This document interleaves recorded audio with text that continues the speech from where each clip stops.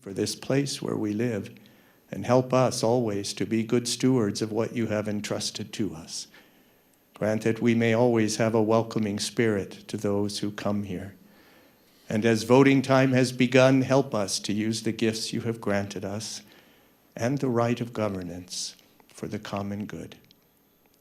We make this prayer as your holy and humble people.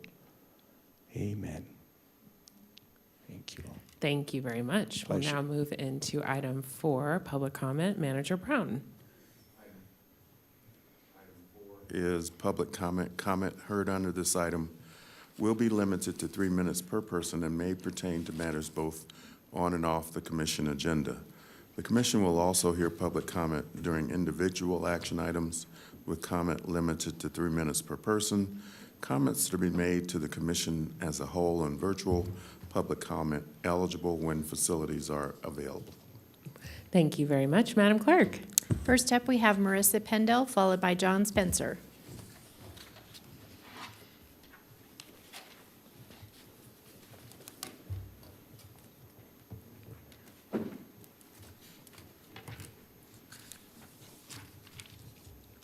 Hi. Good morning. This is my first time, so I'm a little nervous.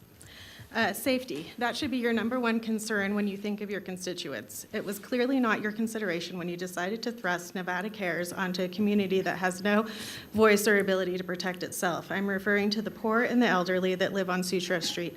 They are truly disenfranchised as there is no consideration to their safety and right to peace. There has been an invasion of a dangerous, brazen, criminal homeless population that has terrorized our neighborhood. They have no fear or concern for the rule of law. Disregard and lack of protection has reinforced this belief. They are allowed to squat, put up tents, ruin the senior center. I had a fire last year. The unit was broken into multiple times. Along with other units in the court, I lost tenants. Even our adjuster took efforts to secure the unit for fire investigators. They still broke in and disturbed the scene. We recently renovated my grandparents' ranch house. Throughout the renovation, we had constant squatters and break-ins. They cut the water line, broke windows and doors, stole tools, and damaged the property. There was human excrement and piles of garbage left at both places. I was just informed yesterday that the fence at one of my units is being used as a toilet. The tenants have been forced to muck it out when the stench becomes overwhelming. These are health hazard issues. I have had many complaints from multiple tenants. Just this past weekend, a tenant sent this message. We've been having a lot of unwanted guests in the last couple of weeks. We've set up cameras, and we've actually have a police report currently filed for someone who came on the property today. She claimed nobody cares if you have a no trespassing sign up, which that argument obviously didn't go anywhere anyway. I know it's just going to get worse with people wandering into our outdoor garage when winter hits as well. We have also had a few people trying to open the doors. So we were just wondering if the landlord has any ideas that may help prevent some trespassing. These are families and law-abiding citizens that feel powerless in their situation. They're crying out for help, and it's falling on deaf ears.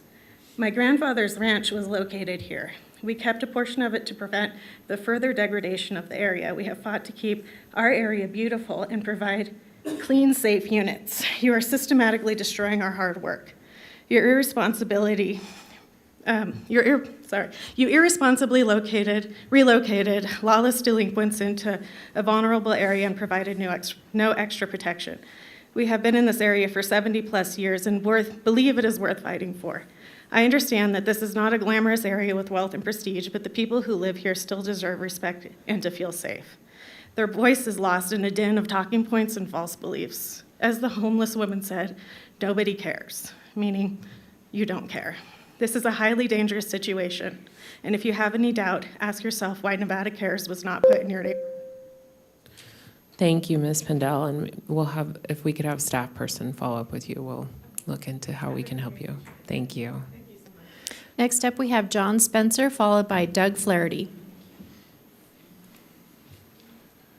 Good morning, Commissioners. My name is John Spencer. I'm a 1982 resident since 1982 of Washoe County. For 30 years, I served with the Washoe County Sheriff's Department, and I'm here because I have tried to convince a good friend who's been a resident of Washoe County since 1979 to become a Nevada voter as opposed to continuing to vote in our hometown, which was back in near Yosemite in California. So we started the process in June, went to the Republican Party, filled out the application, sent it in. What we didn't know was, my ignorance on this, I was trying to help him, was that you actually had to have your physical address, not your, all of his identity comes to his commercial address, which is in the city of Reno. The first application was rejected by the Washoe County Registrar of Voters with no notice back to my friend saying that, you need to file and show you where you actually live. We found that out by going back to the Republican Party when he tried to register online. We got a copy of a thing that says that for the state got notice from the county registrar that it was rejected because of a non-valid address, not that it was a commercial address as opposed to a residential, but just a non-valid address. It's certainly a valid address in the city of Reno because that's where he has his Nevada driver's license, his vehicle's registered, and his business license and everything else. So then we started the process by contacting the Registrar of Voters office saying, what do we need to do? In September, we learned we needed to go in and to provide proof of residency. So we were asked to not come in until August 22nd, which is when the registrar's office was supposed to get a new computer system to be able to aid in this process. We waited, went in on August 22nd, filled it all out. A wonderful guy by the name of Chris, last name initial B, that works in the registrar's office, took all the information, gave us the little receipt. The receipt says within 10 days you'll get your voter's ID card or you'll be contacted saying we need to have more information. None of that's happened. Every 2 weeks since then, up until yesterday, I contacted voters. He's still not in the system. He's still not registered to vote. They keep saying, well, you can re-register again. You could show up at a polling location just like what you have in the lobby here. Provide your tax statement, property tax statement, your phone bills, everything else to show that's where you need to be registered to vote, and we'll give you a provisional ballot. It just seems unconscionable to me, and I keep hearing that there's staffing problems at voters, and maybe this relates to item number 9 on your agenda when you're going to have the deputy registrar in here to give you an update. I don't understand why in this day and age with a new computer system and everything else, we can't get this man registered to vote in Washoe County. So I don't know if there's anything you folks can do, but I thought I'd just come and make you aware if you hadn't been aware of the situation. And I know when I worked for the county, we were always complaining about staffing and not enough money and all those kind of things. So that seems to be a natural thing by any department. But if there's anything you can do to help voters get people registered, we would certainly appreciate it. Thank you. Thank you, Mr. Spencer, and we'll also have some staff follow up with you and see what's going on there. Doug Flaherty, followed by Terry Brooks.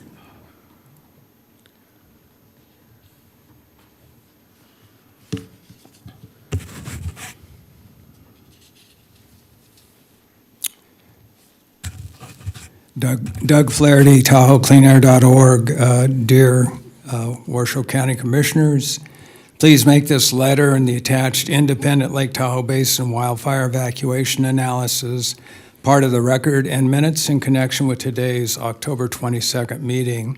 Due to file size, the link to the independent Lake Tahoe Basin wildfire evacuation analysis can be located at TahoeCleanAir.org. Within the Washoe Tahoe area, the county currently allows 1 accessory dwelling unit per parcel, provided the parcel is at least 1 acre in size.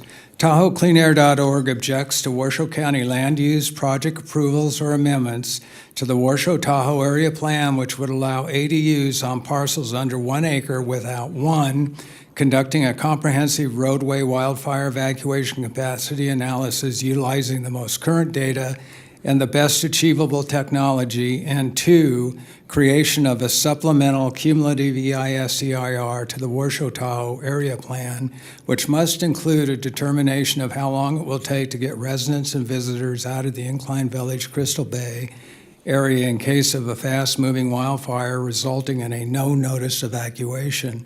A no-notice evacuation versus a planned evacuation is discussed below in the letter.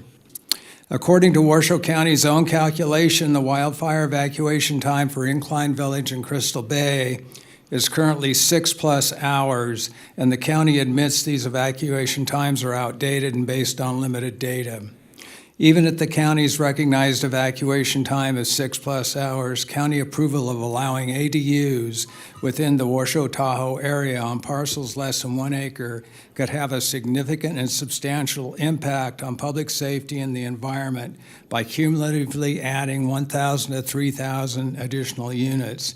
This then would result in a significant and substantial increase in not only vehicle miles traveled, but also a significant and adverse impact on already public peril evacuation times. For this commission, under the direction of the current board chair, to continue down the path of eventually allowing ADUs within the Washoe Tahoe area and parcels under 1 acre is dangerous and reckless. Thank you. Thank you. Terry Brooks, followed by Lisa Holloman. Thank you.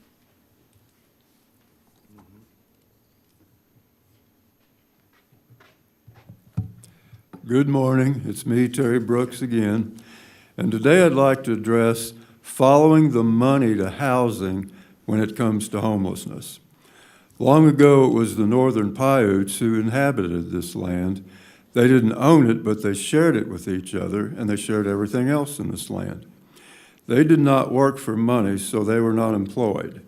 They lived on this land with nature, a life they really enjoyed. Then in the 1800s, they were driven off this land, and the land and all that was in it was in someone else's hand. So as time went by, others began to accumulate a lot of the land around here as their own real estate. And as it usually goes, the rich would mostly buy it, but the poor didn't have enough money to buy it. The rich would build houses on the land and sell them to other people, or build houses and apartments and rent them to other people. They kept making more money as they would raise the rent. They made a lot more money than they had originally spent. If renters don't pay their rent on time, then they have to pay a late fee. And if they don't pay it on time, then evicted they may be. If renters don't pay their rent, then they can no longer stay. But the owner can rent to someone else who still has the money to pay. The rich wind up with all the money. That's what they invested it for. So you can follow the money to the rich. It rarely goes to the poor.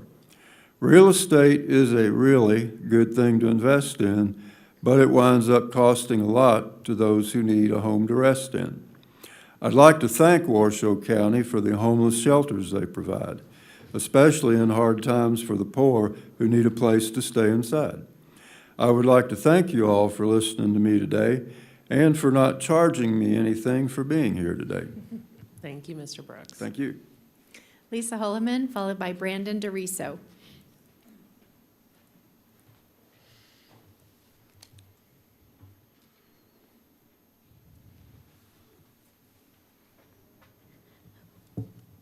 Good morning. I'm short. This is my first time, so I'm actually Washoe County's resident redheaded stepchild. We live in Lockwood, and I represent a lot of people from Lockwood. Lockwood is unusual that we have a Sparks address, but we're in Story County. All the businesses that are in Story County are up in Virginia City. So our home is Reno Sparks area. Several of my children live in Washoe County. We should do all our shopping in Washoe County.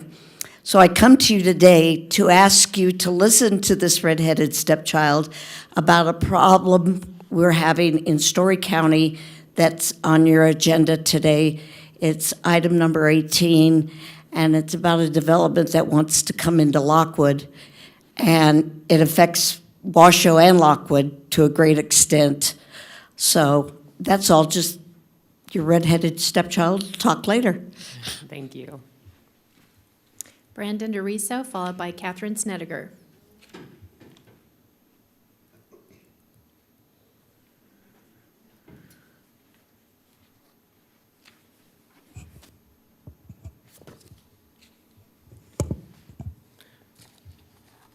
Good morning, Commissioners. I visited you guys on August 20th at a previous meeting to discuss the potential for Hawkins Amphitheater to be put to a request for proposal. I'm back again to follow up with that as we have completed the 2024 Northern Nevada Night Skies concert series. I came this time with feedback from the artist so that it can be heard from somebody other than just me, what these issues are that are going on out there, and why I believe, and others now we're starting to believe, that the park should be put to proposal. I like to start with the good. So the crew, Chris and Carlos, they were fantastic. Chris Mastriani from Star Sound Audio was there by our company's request because we know he's good. From there, it sort of degenerates, to be honest. The band asked for the standard advance sheet, which should include the technical specs to the park. This is going to be your sound, lights, all the things. Star Sound provided an inaccurate spec sheet, which essentially rendered the 5 hours of planning from the infamous String Dusters lighting director wasted. Upon arrival, several of the fixtures hanging in the truss were damaged. They spent about an hour replacing damaged fixtures. After replacing the damaged fixtures, they spent some time replacing the replacement damaged fixtures, all of which were beyond operation. Star Sound has kind of a long history of criticizing my work and engaging in unfair practices against me, some of which is being evidenced in the shows that we're talking about here. Some of those fixtures from the front truss had to be moved to the rear truss, resulting in less lighting than what's supposed to be provided. The lights are also not the make and model provided on the spec sheet. They are Chinese imitations. They don't function the same. They don't program the same.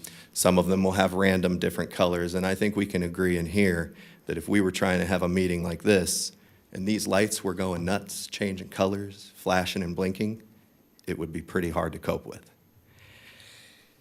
Beyond that, those glitches have to be hidden on the fly. So this man spent 5 hours programming a light show that was completely useless because we can't use it on the fixtures that are actually there versus what we said was there. Star Sound's on-site technician confirmed that Star Sound Audio routinely removes equipment and replaces equipment from Hawkins Amphitheater, changing it at will all season long. You can't really be sure what's going on out there. I'm already procuring dates for 2025 on your calendar, and there isn't a promoter, not even Art Town, who's going to provide more professionalism out there than I am. Thank you for your time this morning. Thank you. Catherine Snedeker, followed by Trista Gomez.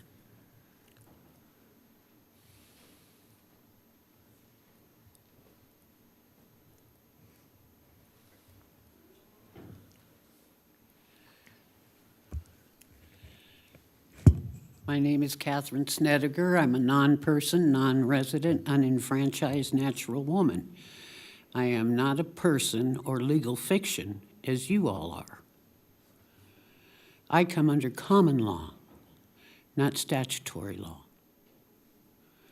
I am sick and tired of hearing how the chair cancels meetings because she won't be able to be here.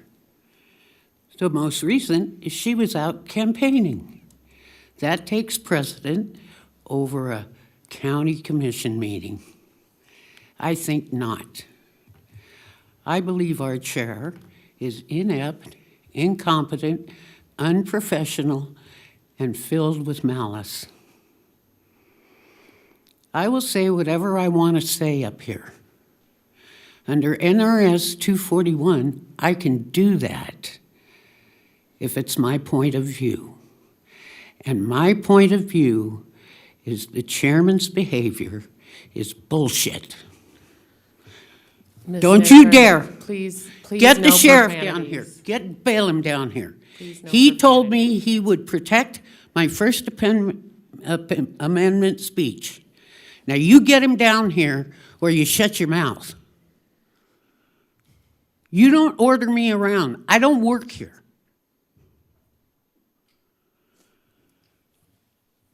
There's nothing being done about our fire department situation in Palomino Valley. You have skipped over us like we're non-existent. You've tried to burn us out with a 53,000-acre fire. That's not good. Why do you treat the men and women who live in Palomino Valley different than Gerlach and Spanish Springs? That's discrimination. I am sick and tired of hearing about, oh, the fire department put out a 15-acre fire. They were there in 10 minutes. It's 45 minutes for Sparks Fire Department to get to the fire. And it's sickening. And you don't tell me what to do. Thank you, communists. Trista Gomez. As she approaches the podium, I do have an email to place on file.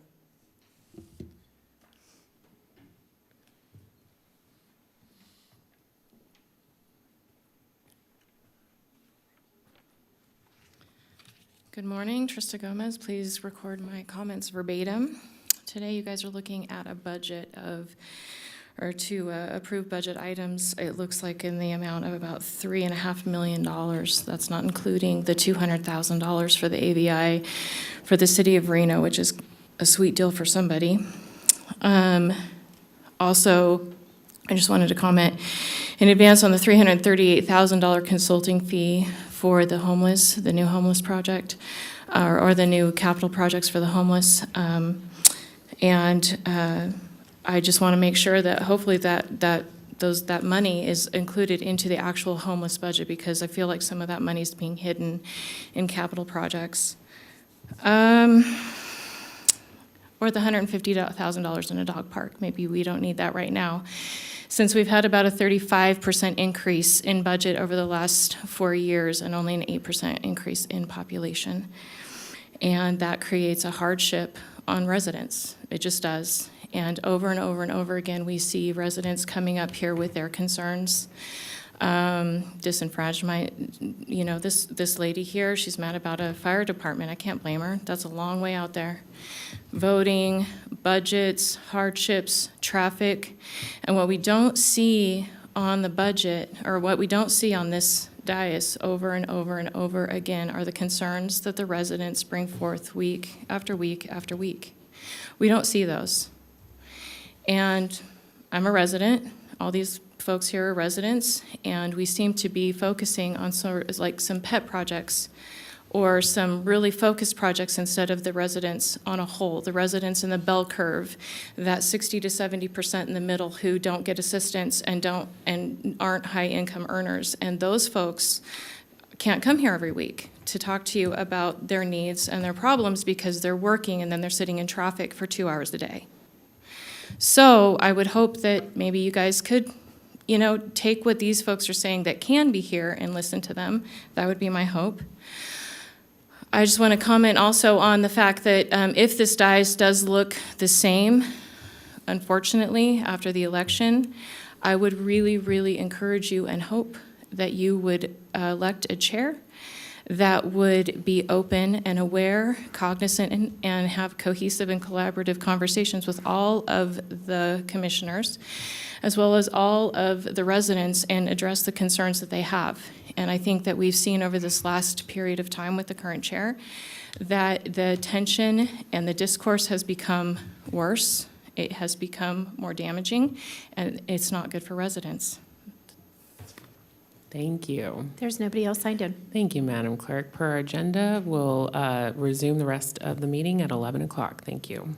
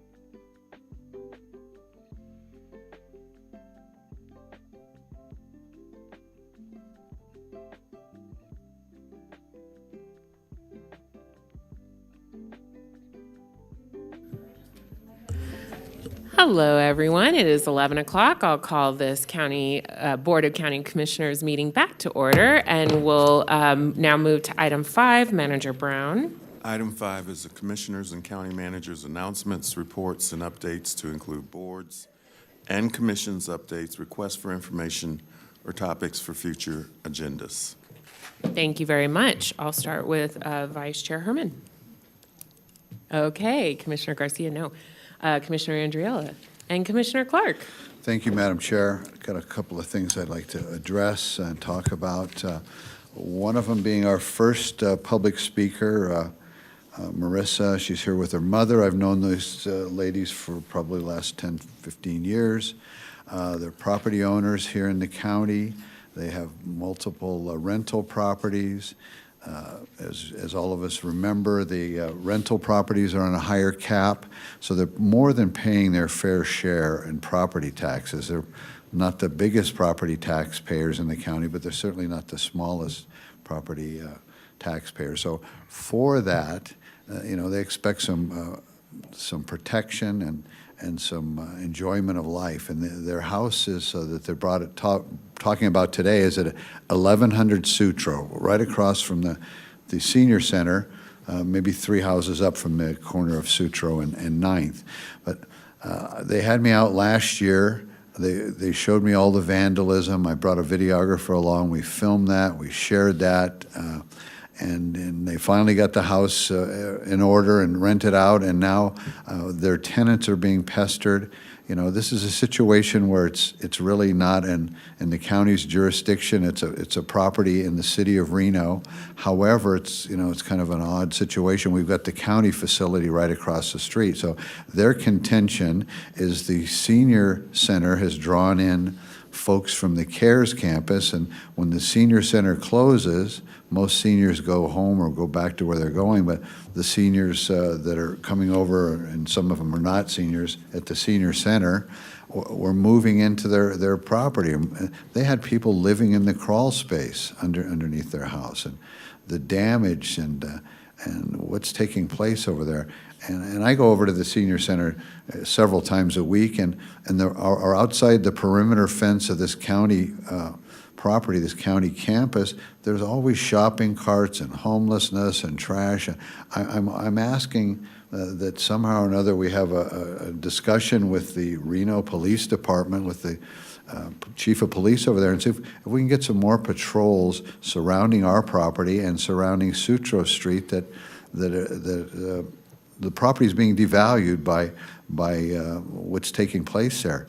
And if you look at the big picture, it's her tax dollars and other people's tax dollars that are funding these county programs, that are funding the CARES campus, that are funding the good work that we do here at the county. So let's try and protect let's try and protect the folks that are funding the county, and see if we can get somehow or another get proper patrols and enforcement around our campus and also the surrounding neighborhood. So that's my first comment.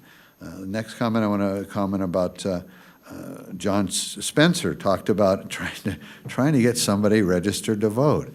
For the last several years, if you've attended any of these county meetings, especially the ones about voters, I continue to tell the story about a friend of mine for over 50 years who lives in Australia for 8 years, and we continue to get his ballots and his sample ballots each and every time. So this is 180 degrees away from Mr. Spencer. He can't get his friend registered to vote here, who actually lives here, and yet somebody who lives in Australia continues to get these ballots. I've taken it up with the last 3 registrar voters. I've taken it up with the Secretary of State, and we can't get this person off the rolls. But yet then we've got somebody who can't get on the rolls. I mean, what's going on here? Does that make anybody question what's going on? Why can't a resident who wants to be a voter here get registered, and somebody who's in Australia who doesn't want to be on the rolls can't get removed? How does that work? Somebody explain that to me and the rest of the public.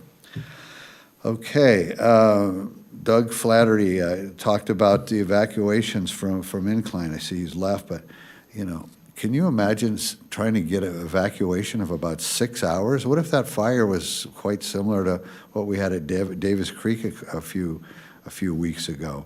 Can you imagine, what if you had to escape out of that, and you had to sit there in your car and roast for 6 hours to try and get out? I mean, we've got to do something better on evacuation of that area. So it's a big concern, and I hope it never comes to pass, but we don't want that kind of tragedy in our community.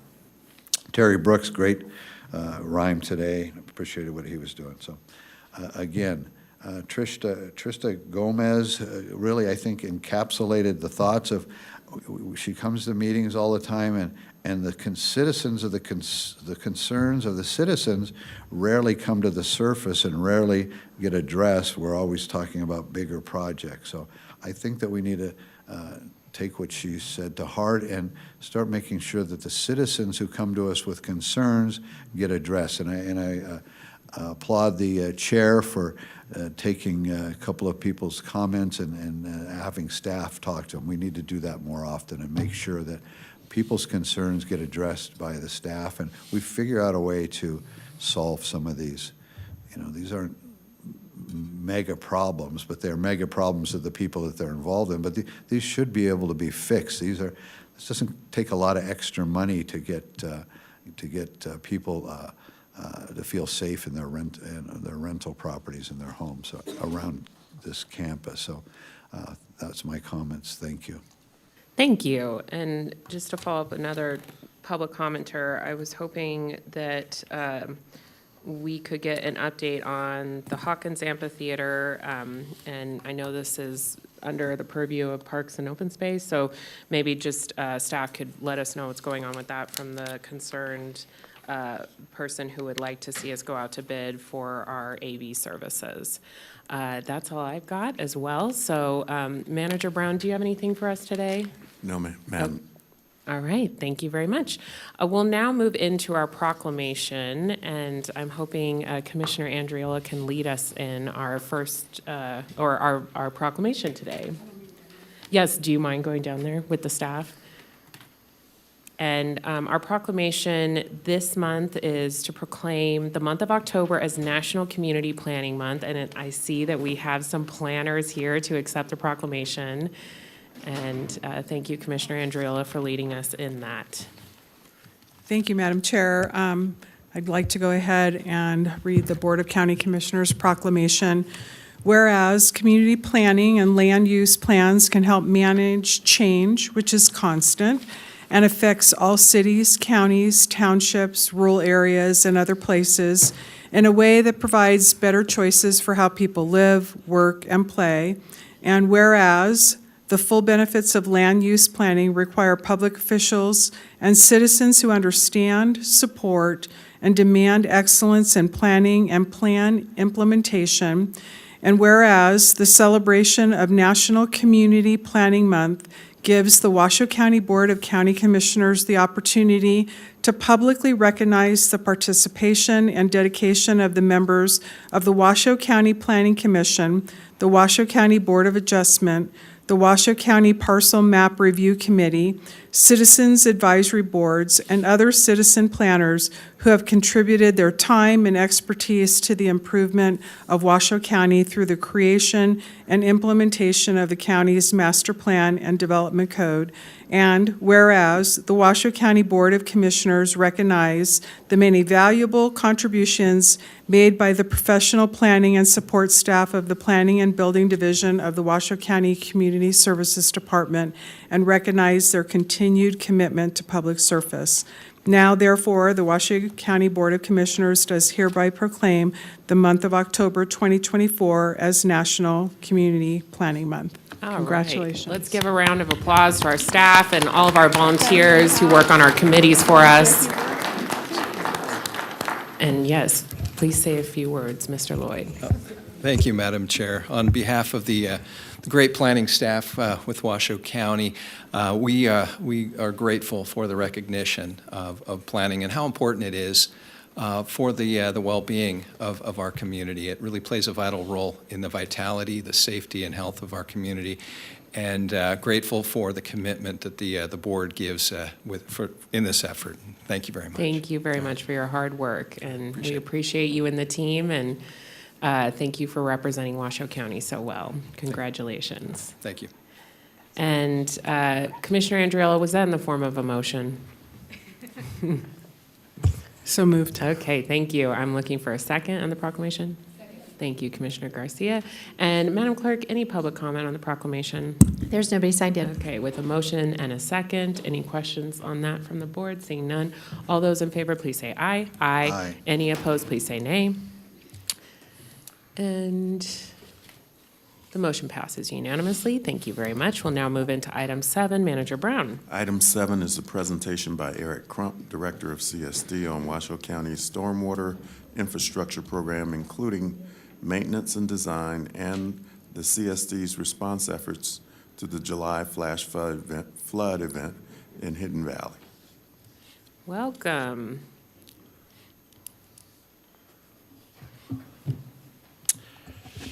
Good morning, and thank you for having us today. For the record, I'm Eric Crump with Washoe County's Community Services Department, and with me today I have Dwayne Smith. He's our Division Director for Engineering and Capital Projects. And I also have Aaron Smith, who's our Division Director for Operations. This morning, we're going to kind of provide a very high-level information. We're going to provide high-level information regarding our stormwater infrastructure, how it's designed, how it's maintained, and then we'll do a quick summary of our response to the Hidden Valley flood that occurred back in July. We have a lot to go over, so I'll turn it over to Dwayne Smith. Thanks, Eric. Again, for the record, Dwayne Smith. As Eric indicated, we want to provide you a brief update on this kind of complex topic. Undoubtedly, you receive a lot of phone calls and a lot of emails regarding storm and floodwater issues, and we're happy to address any questions that you have and provide you with any follow-up that you may require. So every year, our region experiences precipitation events, and every one of these events results in some amount of runoff. So the difference in that runoff, how intense those events are, how fast those events occur, where those events happen within the various drainages, all result in either stormwater flood, runoff, which may contribute to our groundwater table and may find its way into the roadside ditches and into the curb and gutter systems and the drainage systems. That's kind of one level. When we see high intensity, high duration events, then that stormwater runoff turns into floodwater runoff. And so that's really the biggest difference. And then unfortunately, what we see in those events with floodwater is sometimes damages to people's homes, properties, businesses, and public infrastructure. So as part of our regional approach and to maintain compliance with our requirements, such as the MS4 and SWIP permit requirements, Washoe County manages these approaches, again, to help mitigate some of those impacts to those people and to the businesses and to the public infrastructure. And let's not forget also about the environment. Part of that effort that Washoe County also addresses are the FEMA requirements. FEMA, the Federal Emergency Management Agency, has a set of requirements for development within FEMA designated flood areas. Washoe County, through our development code, has adopted those FEMA requirements. So how do we really address these potential impacts from storm and, more importantly, from floodwater? Well, we do that through sets of design standards and approaches to help manage that infrastructure to help mitigate some of those impacts. So Washoe County's development code is a key source of those things that are required by new development when they come in and are constructing, when they're planning, and when they're constructing new projects within the area, they have to follow those requirements. Some of the other documents that we utilize are the Truckee Meadows Regional Drainage Manual. So this is not just Washoe County, by the way. This is also the City of Reno, City of Sparks, NDOT, other agencies, certainly within our region and across the country, adopt standards to help mitigate these impacts.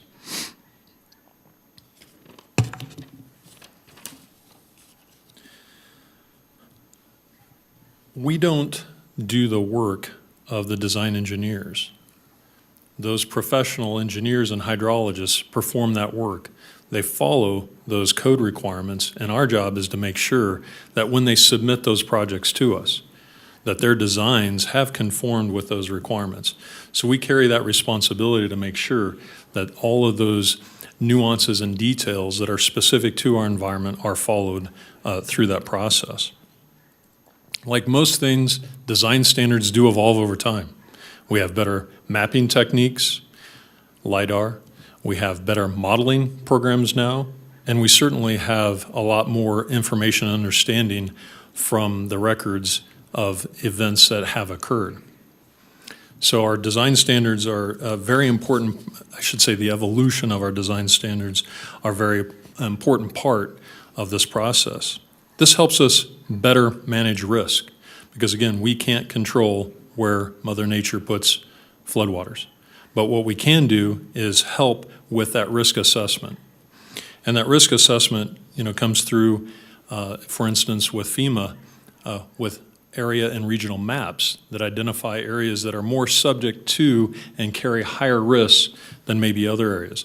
I want to make sure everybody's on the same page, though. All areas are subject to stormwater impacts. All areas are subject to floodwater impacts. Where you live, where your house is, where your business is, where your public infrastructure is, those are the differences if some of those exist within higher risk areas. That is the purpose of what FEMA flood maps are as part of FEMA's program. I want to emphasize that through these processes, we help identify and mitigate risk. We cannot remove risk. So we know that our region is subject to storm and floodwater. Washoe County, like the other agencies, has design standards to help mitigate and ensure that the best practices are put into place to help with that process. And we know that new projects are designed by design professionals, those engineers and hydrologists, but maybe we're asking what can we do individually. So I put a few bullet points up here, and these are some of the things that all property owners should be thinking about. What can we do to protect our properties? Some of those things are very easy. Perpetuate natural drainages. I get called out a lot and look at areas where there's challenges and problems. One of the first things I look for is the grade and have people effectively change the grade through their lots, through their parcels. Don't build within natural drainages. I've seen this multiple times where people have gone out and built detached structures, even pergolas or those types of things within natural drainages, and then they are unfortunately impacted during flood events. If you are within FEMA designated floodplains, there's a lot of things that you can do.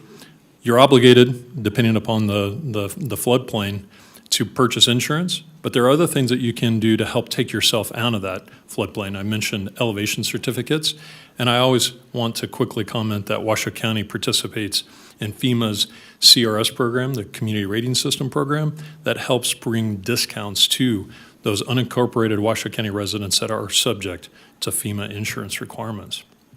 So I just wanted to give you a quick update on some of the technical pieces associated with stormwater and floodwater. And the last point that I just quickly want to make is, again, we're all in this together. So it's the cities of Reno and Sparks, Washoe County, all of us have this common enemy, which is flood and stormwater.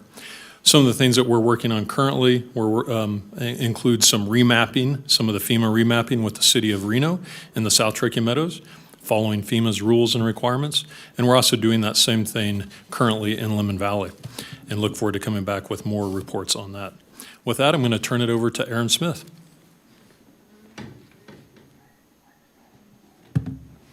Hello. For the record, Aaron Smith, Division Director of Operations. So once the stormwater assets are designed, our roads team is responsible for the ownership and maintenance of those stormwater assets. Those assets that fall in the county right-of-way and county-owned easements. 25% of the work accomplished by our roads team is stormwater related. This responsibility falls within roads because of the funding source is tied to the same that is pavement, which is fuel tax. In Washoe County, stormwater pipes are separate from sewer pipes. And there's two primary types of stormwater collection systems: curb and gutter, which are North Spanish Springs, North Cold Springs, sections of Hidden Valley. These are the newer portions of the county that are more urban. And there are also, the second type is open ditch systems, which consist of roadside ditch, culvert pipes. These are common in East Washoe Valley, Sun Valley, Lemon Valley, portions of Cold Springs, and Gerlach, typically more rural, older portions of the county. Altogether, Washoe County maintains more than 2,000 miles of conveyance assets, ditch and pipe, as well as more than 8,000 treatment and collection assets.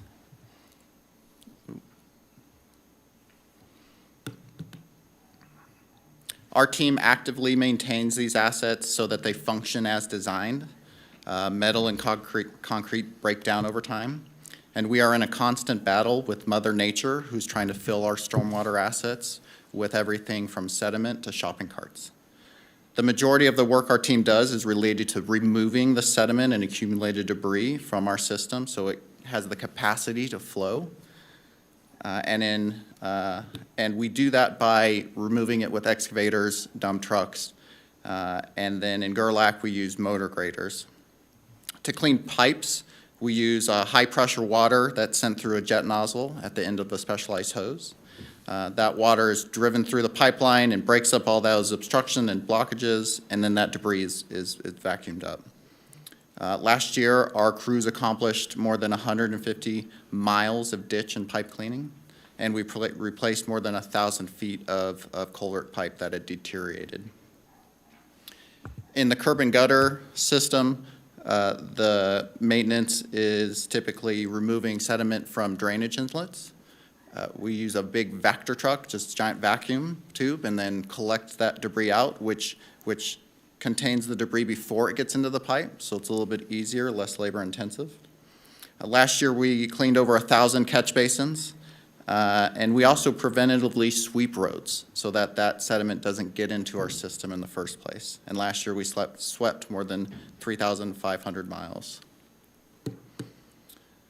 So our roads team takes a tremendous amount of pride in the work that they do and the service that they provide to the community. We strive to be proactive and address upstream issues early while they're small and inexpensive before they become big and expensive. And we're continually updating our stormwater maintenance plan so that we use those resources on those tasks that provide the highest amount of value. Each stormwater asset is unique in location, its consequence of its failure, and also its condition, its likelihood of failure. 2 years ago, we reached a major milestone in our maintenance program where we completed a condition assessment and inventory using field maps for ArcGIS. These digital tools out in the field allow us to collect information and make data-driven decisions with a risk-based approach. This methodology allows us to prioritize all of those things that we could do based on risk so that we do those things and complete the work and the tasks that have the highest return on those fuel tax dollars. Our team is made up of dedicated public servants who are members of this community as well. We consider ourselves a government of the people for the people. And in cases of emergency where intense storm events overwhelm our assets' capacity, our teams rise to the occasion and they respond. This was the case in Hidden Valley back in July when a debris-laden flow threatened our community. Our team worked nights and weekends in order to provide access for the first responders, as well as reestablish stormwater capacity and protect people and property. So to talk specifically about that event, I'll give it back to Eric Crump. Thank you. Commissioner Garcia has a question. I'm so sorry. It's regarding the condition assessment. So if I could, I'm not sure who to direct the question to. So last year we saw the 5-year capital improvement plan, and on stormwater, of course, was one of our lowest ranked infrastructure areas, along with parks and facilities. We saw a funding grade of D, a future needed F, and then under condition it said TBD. Is the assessment or the condition assessment that you're referring to going to be reflected on our infrastructure scorecard at some point? It is. So 2023 was TBD. I think 2024, so yes, it will be reflected. Yeah, it will. Thank you. Great question. So for the record, I'm just going to wrap it up and summarize our response to Hidden Valley. So as many of you all know, on the evening of Sunday, July 21st, 2 thunderstorms collided above Hidden Valley. A flood advisory was issued at 5:27 p.m. by our National Weather Service, followed just 3 minutes later by a severe thunderstorm warning. The best information from our local office of the National Weather Service indicates that approximately 2 inches of precipitation fell in less than an hour above Hidden Valley. You might often refer to this as a 200-year storm. This terminology is misleading for obvious reasons. It can happen any year.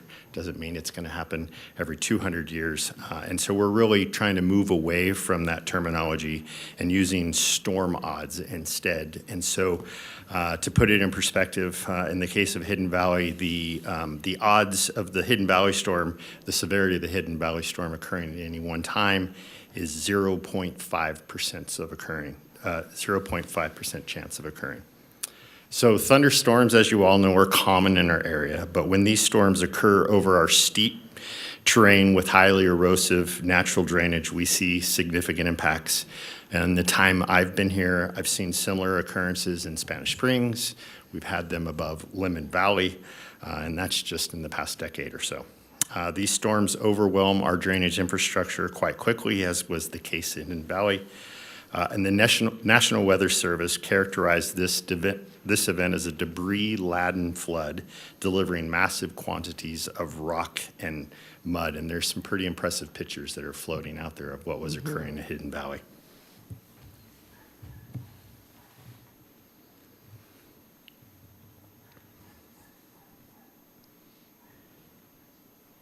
So as with most natural disasters, our CS team was quick to respond. In Hidden Valley, we deployed crews and equipment immediately following the storm. Our initial focus is always on life safety, providing ingress and egress for our first responders, law enforcement, and our residents.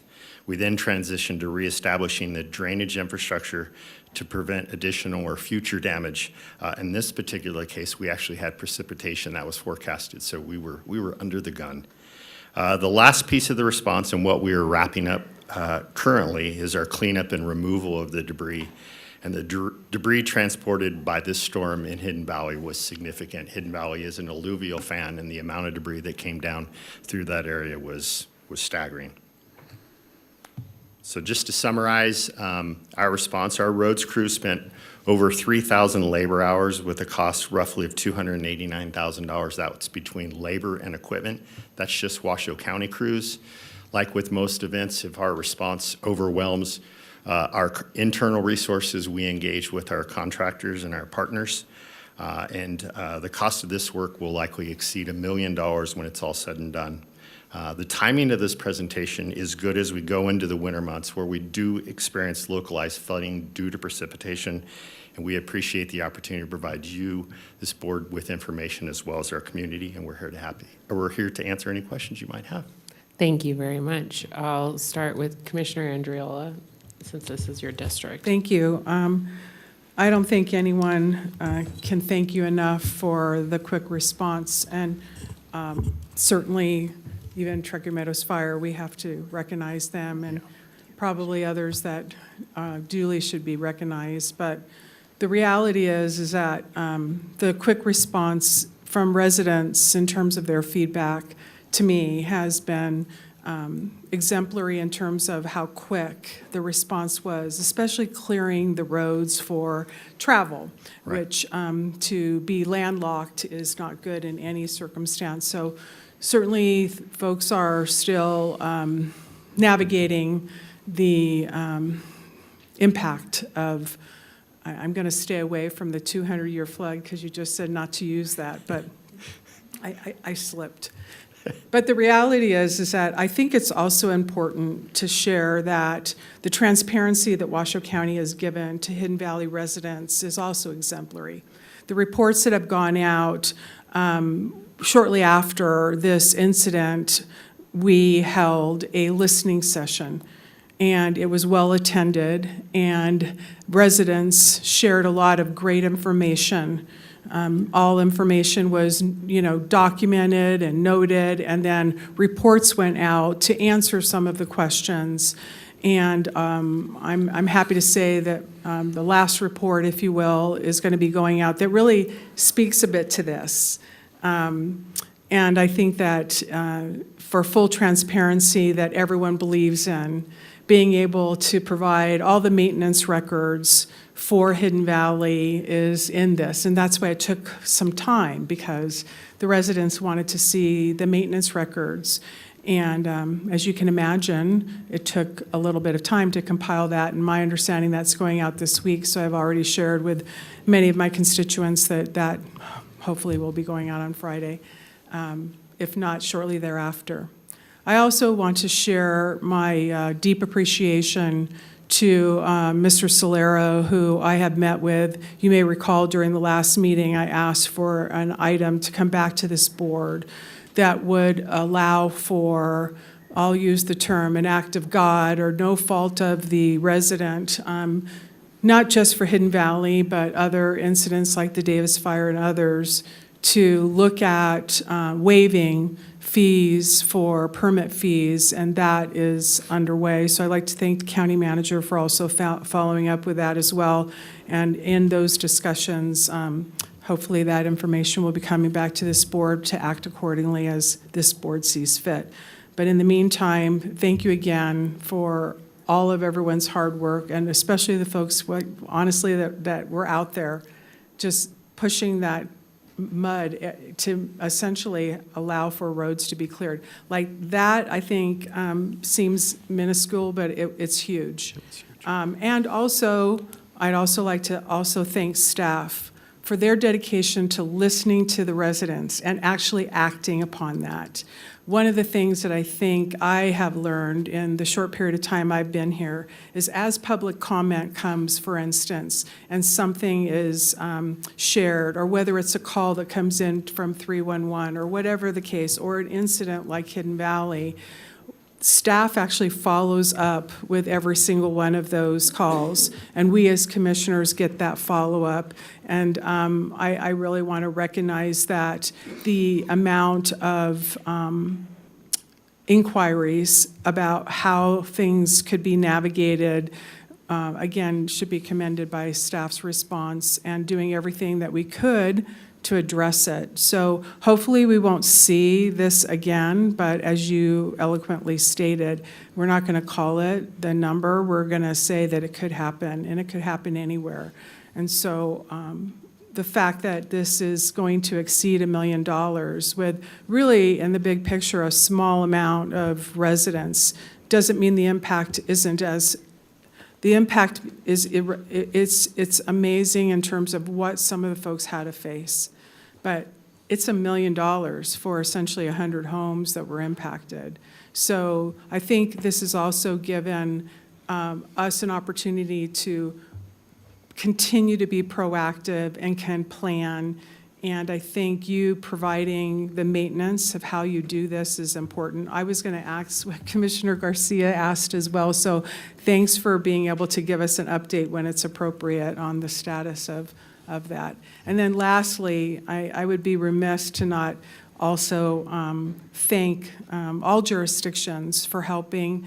And, you know, as we move into even discussions about that I've really been leading the charge on for the regionalization or possible consolidation of wastewater and treatment facilities and looking at how stormwater comes into play, I think is just an ongoing effort by all of us to be one team to serve all the residents that we serve. So thank you. Thank you. And Commissioner Clark, do you have anything? No comment. Okay. Vice Chair Herman and Commissioner Garcia, anything else? I do appreciate that Commissioner Garcia brought up the infrastructure scorecard. I know when I started that Mr. Smith told me that stormwater is an issue that we need to look at as a county. So I'm sure we'll continue to have those conversations. And just so there's clarity to the community, that $1 million that we will incur the cost of, how do we budget that typically? Just so the community understands how that works. Thank you for the question. For the record, Eric Crump. So just for clarification, the $1 million that I referred to is the county's response on public land and public infrastructure. So that is public drainage, roadways, Hidden Valley Park. Our budget. Yeah, Hidden Valley Park. It is not private property. No. That's a whole nother number.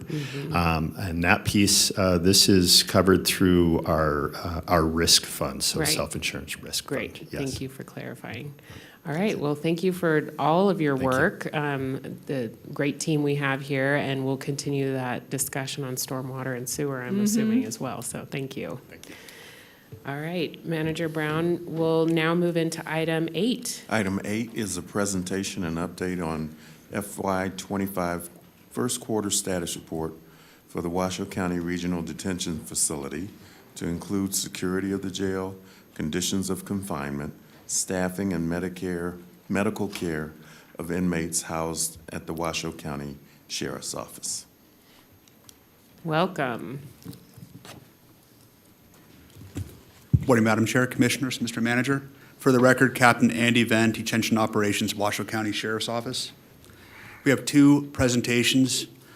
As we have in the past 4 meetings, I'll give you some basic stats. I provided you a packet inclusive of all the stats for you to go through on your own time, instead of coming up here and just reading numbers. And I've also brought someone to highlight a specific area within our jail that you and the community will find interesting and enlightening of what we're doing with your funds at our facility. So if I can have the other PowerPoint.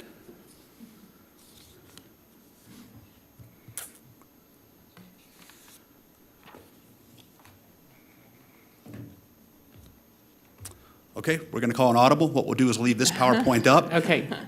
And I'll give you some brief stats I wanted to highlight and allow you to go through the PowerPoint on your own, if that's acceptable to the commission. During the first quarter, I wanted to highlight some of our NAF care stats that we had. The patients on medications, the daily average was 701. Our average daily population for September was 1,100. So that means that 64% of our inmate population is taking medications. Patients on mental health medication specifically, during the same time period, were 459, which comprises 42% of our entire inmate population at the jail on a daily basis is taking some sort of mental health medication. Patients with chronic medical conditions that we receive into our facility that we continue treatment on were 808. That's 73% of the 1,100 inmates that we house have a chronic condition which needs medical care on a continual daily basis, which falls under the purview of the sheriff to provide care and custody for every inmate that is entrusted to us. So as you can see, the numbers show how staggering difficult it can be to provide that level of care, but we do what we can with it. You've got your PowerPoint back, so if you want to flip through any of those slides that you want us to see.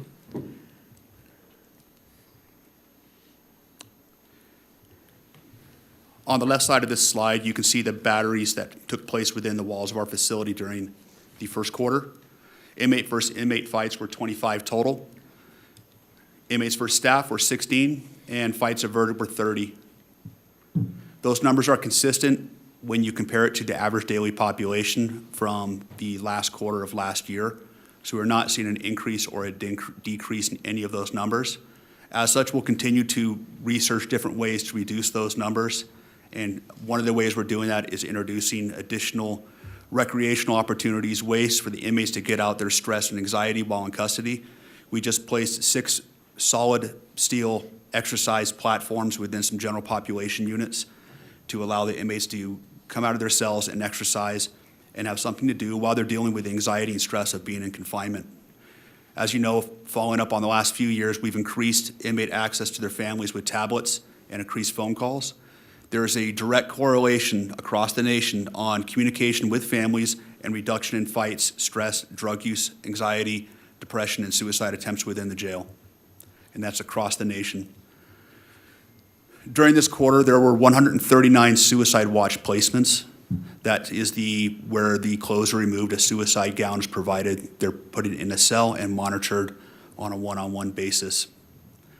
Suicide interventions are those where we consider the act significant enough where they're either self-harming with an object, attempting to asphyxiate themselves with a rope or clothing, or we've had inmates try and drink water in order to cause death. There's many different ways if someone's determined they're going to try.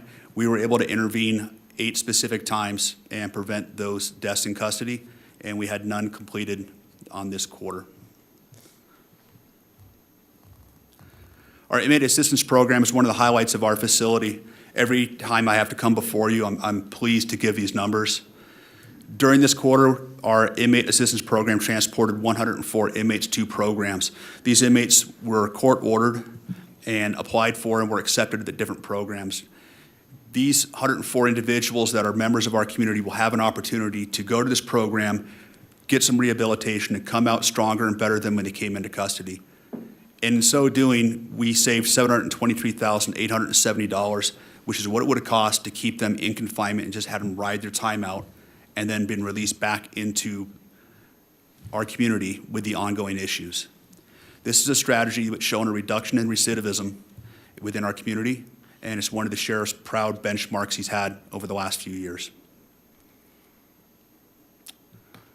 Okay, if I can have the other PowerPoint back. So this trip to you, I'm very pleased to introduce Sergeant Jason Phillips, who volunteered and was selected to run our new jail-based mental health unit. Some of you are familiar with that program, but for those that don't know, we do have about 15 to 17% of our inmate population at the jail that has mental health issues severe enough that they have to be segregated from the general population. That involves clinicians, it involves additional staff, additional training, special housing units, and it is a huge issue within our community, as you well know. One of these strategies that we've taken as a community that the sheriff has joined in on is working with Judge Walker, the courts, the public defender, and the DA's office in a collaborative effort to find solutions to help the mental health citizens within our community that have no further resources. To that point, the sheriff has directed we will start this jail-based mental health unit with a direction that is going to go. So allow me to adjust this microphone for my partner here, because this isn't going to work for him. Thank you, Captain. Thank you. Madam Chair, Sergeant Jason Phillips, Washington County Sheriff's Office for the record. So, like the captain had mentioned, earlier this year, in conjunction with the Lakes Crossing and the Nevada Department of Public Health, the Washington County Sheriff's Office become a sub-grant or a grant sub-award recipient to work with the courts to identify who are been identified as individuals needing competency restoration and or are on the docket for to establish competency. With that, as approximately May, we was assigned to the unit to develop that program. The program opened at September 1 or September 1st. So our objective with this, like I mentioned before, it was with the courts. It is to provide treatment, not to establish competency with individuals that have either been identified as the court as somebody who may need competency evaluation, has been remanded to Lakes Crossing, or they're returning from Lakes Crossing pending the outcome of their charges or pending the resolution of the time served with the jail. Within our unit's development, there were basically 2 goals with it. The first goal was to provide an area for treatment. We commandeered one of the housing units that has 36 cells located in it. The program itself is designed and assigned 30 participants in that area. This allowed me the ability to format or to form the unit in such a way that I could have not only deputies on scene to assist in providing treatment, but also medical practitioners that are actually in the unit and just outside the unit. With the second goal, they gave me 10 deputies to work with. In doing so, that allows me to assign 3 deputies during day watch and 2 deputies at night. They also assign me 8 NAV care professionals. They are all in the mental health field. They are through the NAV care contract, and they're specifically assigned to my unit. They don't work anywhere else in the jail. This is my team of deputies here. Like I mentioned before, with the 10 of them, they all have previous experience in working with the mental health. Many of them have been working in other areas of the facility that are mental health units that aren't as concentrated as it relates to competency pre-treatment, but they all volunteered for this assignment. They were interviewed and selected, and once they were selected, we provided them an additional 36 hours that was specifically given to them through the NAV care contractor. They brought in individuals from the San Diego model for a competency program that they have at that location, in addition to an asset out of North Carolina. With the deputies' uniforms, it was something that I was given the option in changing, as many options, I suppose. The uniforms were selected because Washoe County already provides a lot of assistance to mental health, the homeless population out in the community. And if you look at the color variations and the way they're dressed, they're very much set to mimic that. With such things like other parts of the program, it's a detail that might outside go overlooked. However, with individuals that are outside the jail that very often come in contact with law enforcement, they also will have individuals inside the jail that they'll come in contact and they'll look the same. But they'll have the same mission as well, and that is to try and help them, and not necessarily to just try to arrest them and bring charges on them.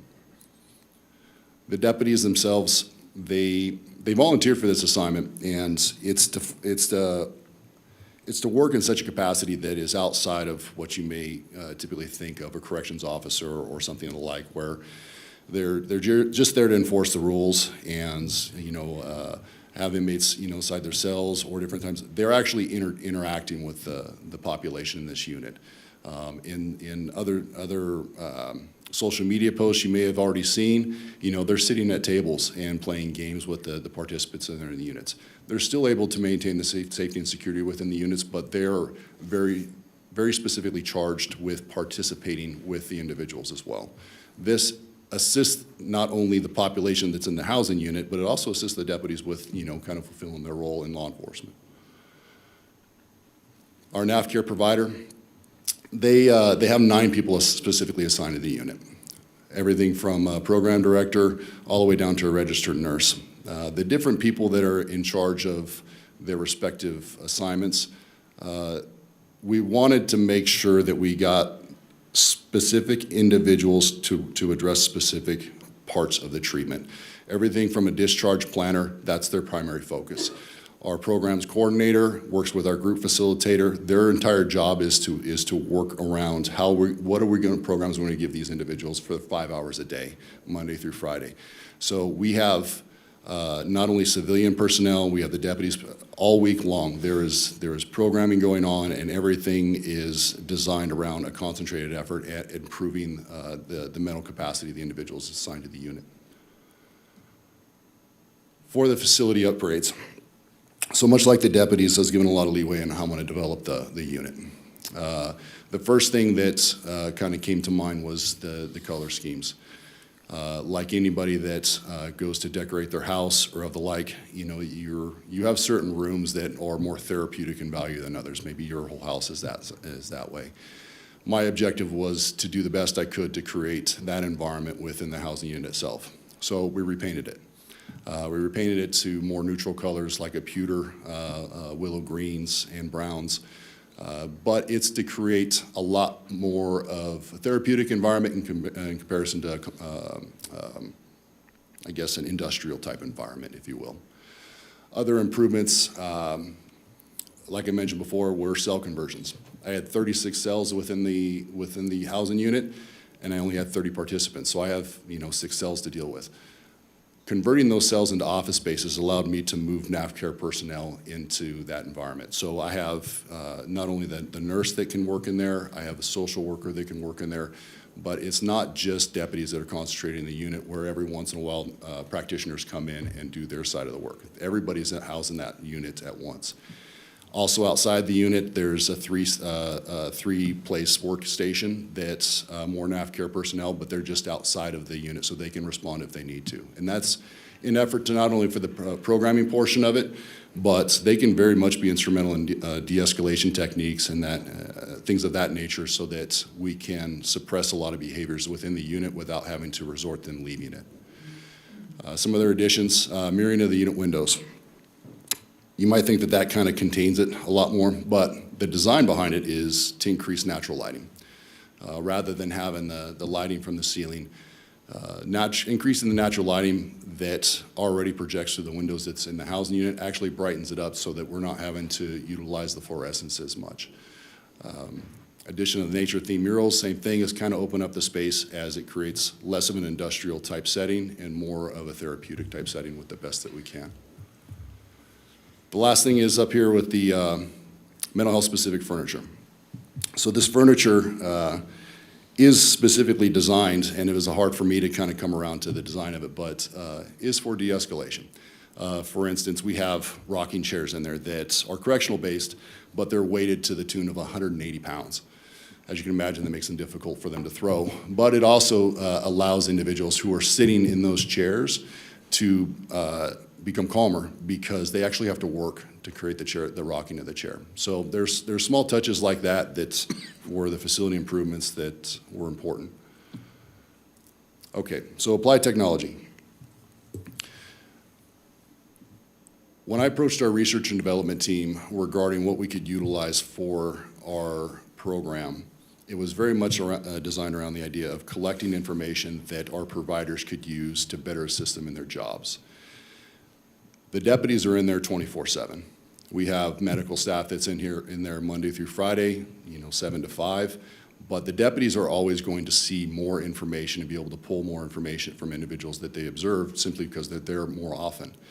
So working with our research and development team, we were able to put together technology through an application that we'll go over in a few of the slides here that is entirely based around them being able to collect the minute details of perhaps sleep patterns or socialization or whether or not they ate their food for that day. And we'll go over that here in a little bit. Programming Smartboard, that is specifically for the NAF care providers. It's a screen that's about 54 inches wide, but they wheel it in there and it allows them to utilize technology to go through programs that they either build themselves or internet-based. Unit sound system, another detail that was put in. Because of the industrial nature of the units, very often it's hard to sleep, because everything's made of metal in there. And so creating an ambient noise system or speaker system that creates an ambient noise helps people sleep. Language barrier solutions, with the aspect that we may have somebody that doesn't speak English within the unit and we need translation. We're investing in language technology that allows the deputies and the NAF care providers to have earbuds in their ears and utilize apps via iPads or iPhones in order to have somewhat real-time language translation to assist them with their programming communication. So here's the app.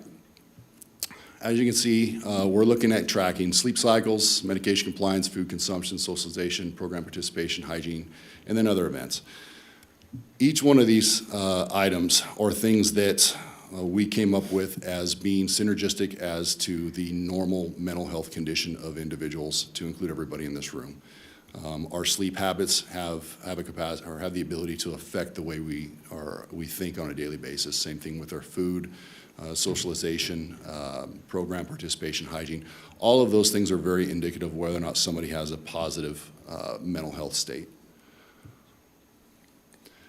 For the other events, this is an area where the deputies are allowed to freeform things that things that they see within the unit. So NAVCare provided us some information based off of the first month or so of treatment. Like I said, we started in September 1st. With everybody that has come to the NAVCare platform to be screened to be put into the program, they've screened all 100% of them typically within the next day, at a minimum within 4 days, depending on if there was a weekend. Of the 100%, 71% were admitted into it. Of the nine that weren't, they were specifically not admitted into the program simply because they would not be at such a mental capacity that they could program without taking away from the programming of other individuals that are in the unit. Before the unit was developed, only 25% or 24% within our facility were compliant with the mental health treatment. And that comes with the medication they are being provided, being outside of their cells and not coming out to the day room. Once we did enact the program, 72% were involved with becoming medication compliant. Within that, 90% made improvements. Access to medication being either partially or fully compliant. Medication is a very, very big deal as it relates to individuals that have mental conditions because there are chemical imbalances in their brain that they need to be adjusted. So medication compliance is a very large part of that. And with that, I open to questions if you have them. Thank you very much. What an enlightening presentation on this program. 15, Unit 15, where is that again? Remind me, did we convert that from a different unit? Madam Chair, if you remember from your last tour, it's up on the hill. There was the big unit, which is House 16. House 15 was the small hardened unit next to it. Okay. As part of accommodating this unit, we did a complete shuffle around the facility. The unit that is being used for the jail-based mental health unit used to be an administrative status dropout male unit. We've moved all the males out of that area except for this unit, and the females are now in House 16 and in House 17 directly across from it, those three units there. Okay, thank you. Well, I've got to check this out. Very impressive. So I'll go down the line. Vice Chair Herman, do you have anything? No, Commissioner Garcia.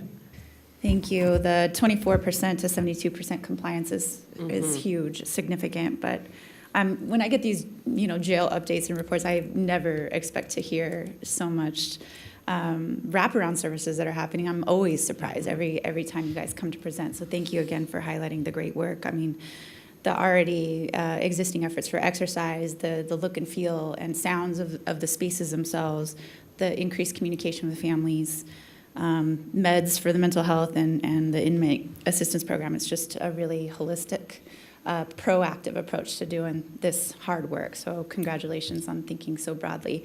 My question is more about the trends that you may have seen over time. Are we seeing a lot of co-occurring, disorders? Is it primarily depressive disorder, anxiety disorder? What are the actual diagnoses that you're most commonly seeing in the jail? Commissioner Sergeant Fields, for the record. The majority of issues that we're seeing within the jail is to the tune within the community there's a lot of self-medication or alternate medication, be it some sort of illicit drug, heroin, methamphetamine, and those things as much as I call them alternate levels of medication, they really aren't. They're more masking of issues, just the same as any other substance might. When they get introduced into the jail, there are levels of additional things that encroach on the mental capacity, and that is depression. Being in jail in itself could be depressing, and if you have a mental condition, that can even be more challenging. There's the level of confinement, as challenging as that may be, even in other portions of the facility. The sheriff's office does provide a lot of effort towards getting those individuals out. And so when I say it's a very comprehensive and I guess concentrated effort within our unit, it's not to discount the rest of the facility. And in retrospect to your question, it's very widespread. And as widespread as it is, the first level of treatment comes down to medication. It comes down to changing those chemical imbalances in everybody's brain in order to get them to where they can be cognitive and they can understand what's presented in front of them. And so I think that's probably our biggest challenge. Thank you. Commissioner Andriella?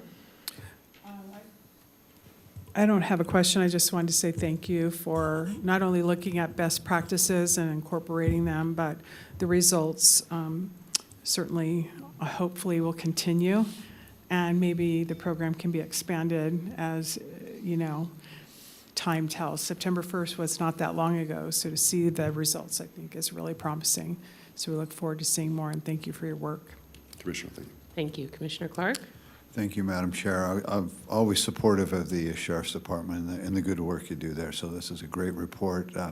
You know, it's very difficult to manage large numbers of people in confined spaces, and I think you do a good job with that as far as inmate fighting and different things throughout the jail. And I think you do a great job of, again, managing a large number of people who don't want to be there in the close quarters and keeping the people safe that are there. So thank you for good work.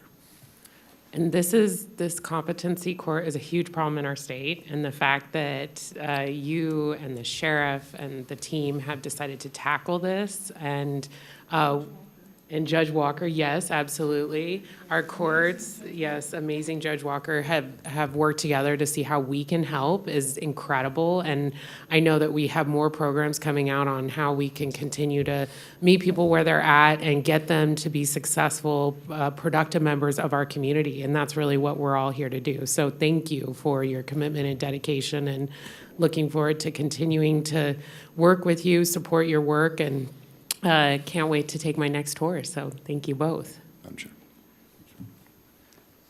And Madam Chair, let me finish with a couple comments. Yes. Commissioner Garcia made a great point about wraparound services. One story to illustrate the problem we have with incarcerated persons at a time. We had a young man who started coming to us at the age of 18, and he had severe mental health issues, and he would, while he was in custody, he would commit more crimes, get more charges. After a few years, I ran the numbers on him, and it was shocking. He had been, from the time he turned 18 and come to us, it was 2,500 days approximately had passed. Of that, 2,100 were spent in custody at the Washoe County Jail. The results every single time were he was incompetent enough to go to prison. So he was too incompetent to go to prison, but he can spend the majority of his life in jail. The system didn't work, it doesn't work. Judge Walker, the public defender, the DA's office, the community, everybody, including the commissioners, we all know that. So the wraparound, we are on the point of being facilitated to complete this type of task due to support of all those people I just mentioned. This is a collaborative effort. And to illustrate that, the funds used for this program were 100% grant-based. One of the questions I get from the community when I talk about this program is it's a allocation of 10 deputies to 30 inmates, that we can't sustain that ratio when you have 1,100 inmates. But this is grant-focused, and it's grant-based, and we are allowed to use those grant funds to allocate special resources to reduce the recidivism of those particular inmates. The time to go to Lakes Crossing has been reduced by almost 75% from what it was 5 years ago. So we're making strides. We're not there yet. And on behalf of the sheriff, we'd like to extend our appreciation not only to the board, but to all the entities I mentioned for your continued support. And we were looking forward to what we can accomplish in the future with guys like Sergeant Phillips leading the way. Any further questions, Madam Chair? I don't see any from the board. We commend your work and look forward to continuing the conversation and supporting these efforts. Thank you. Thank you, Madam Chair. I'll see you next quarter. Thank you, absolutely. Hopefully before then. Oh, that's very nice. Okay, we now will go for our last presentation. Item 9, Manager Brown. Item 9 is a presentation and update from Deputy Registrar of Voters Andrew McDonald.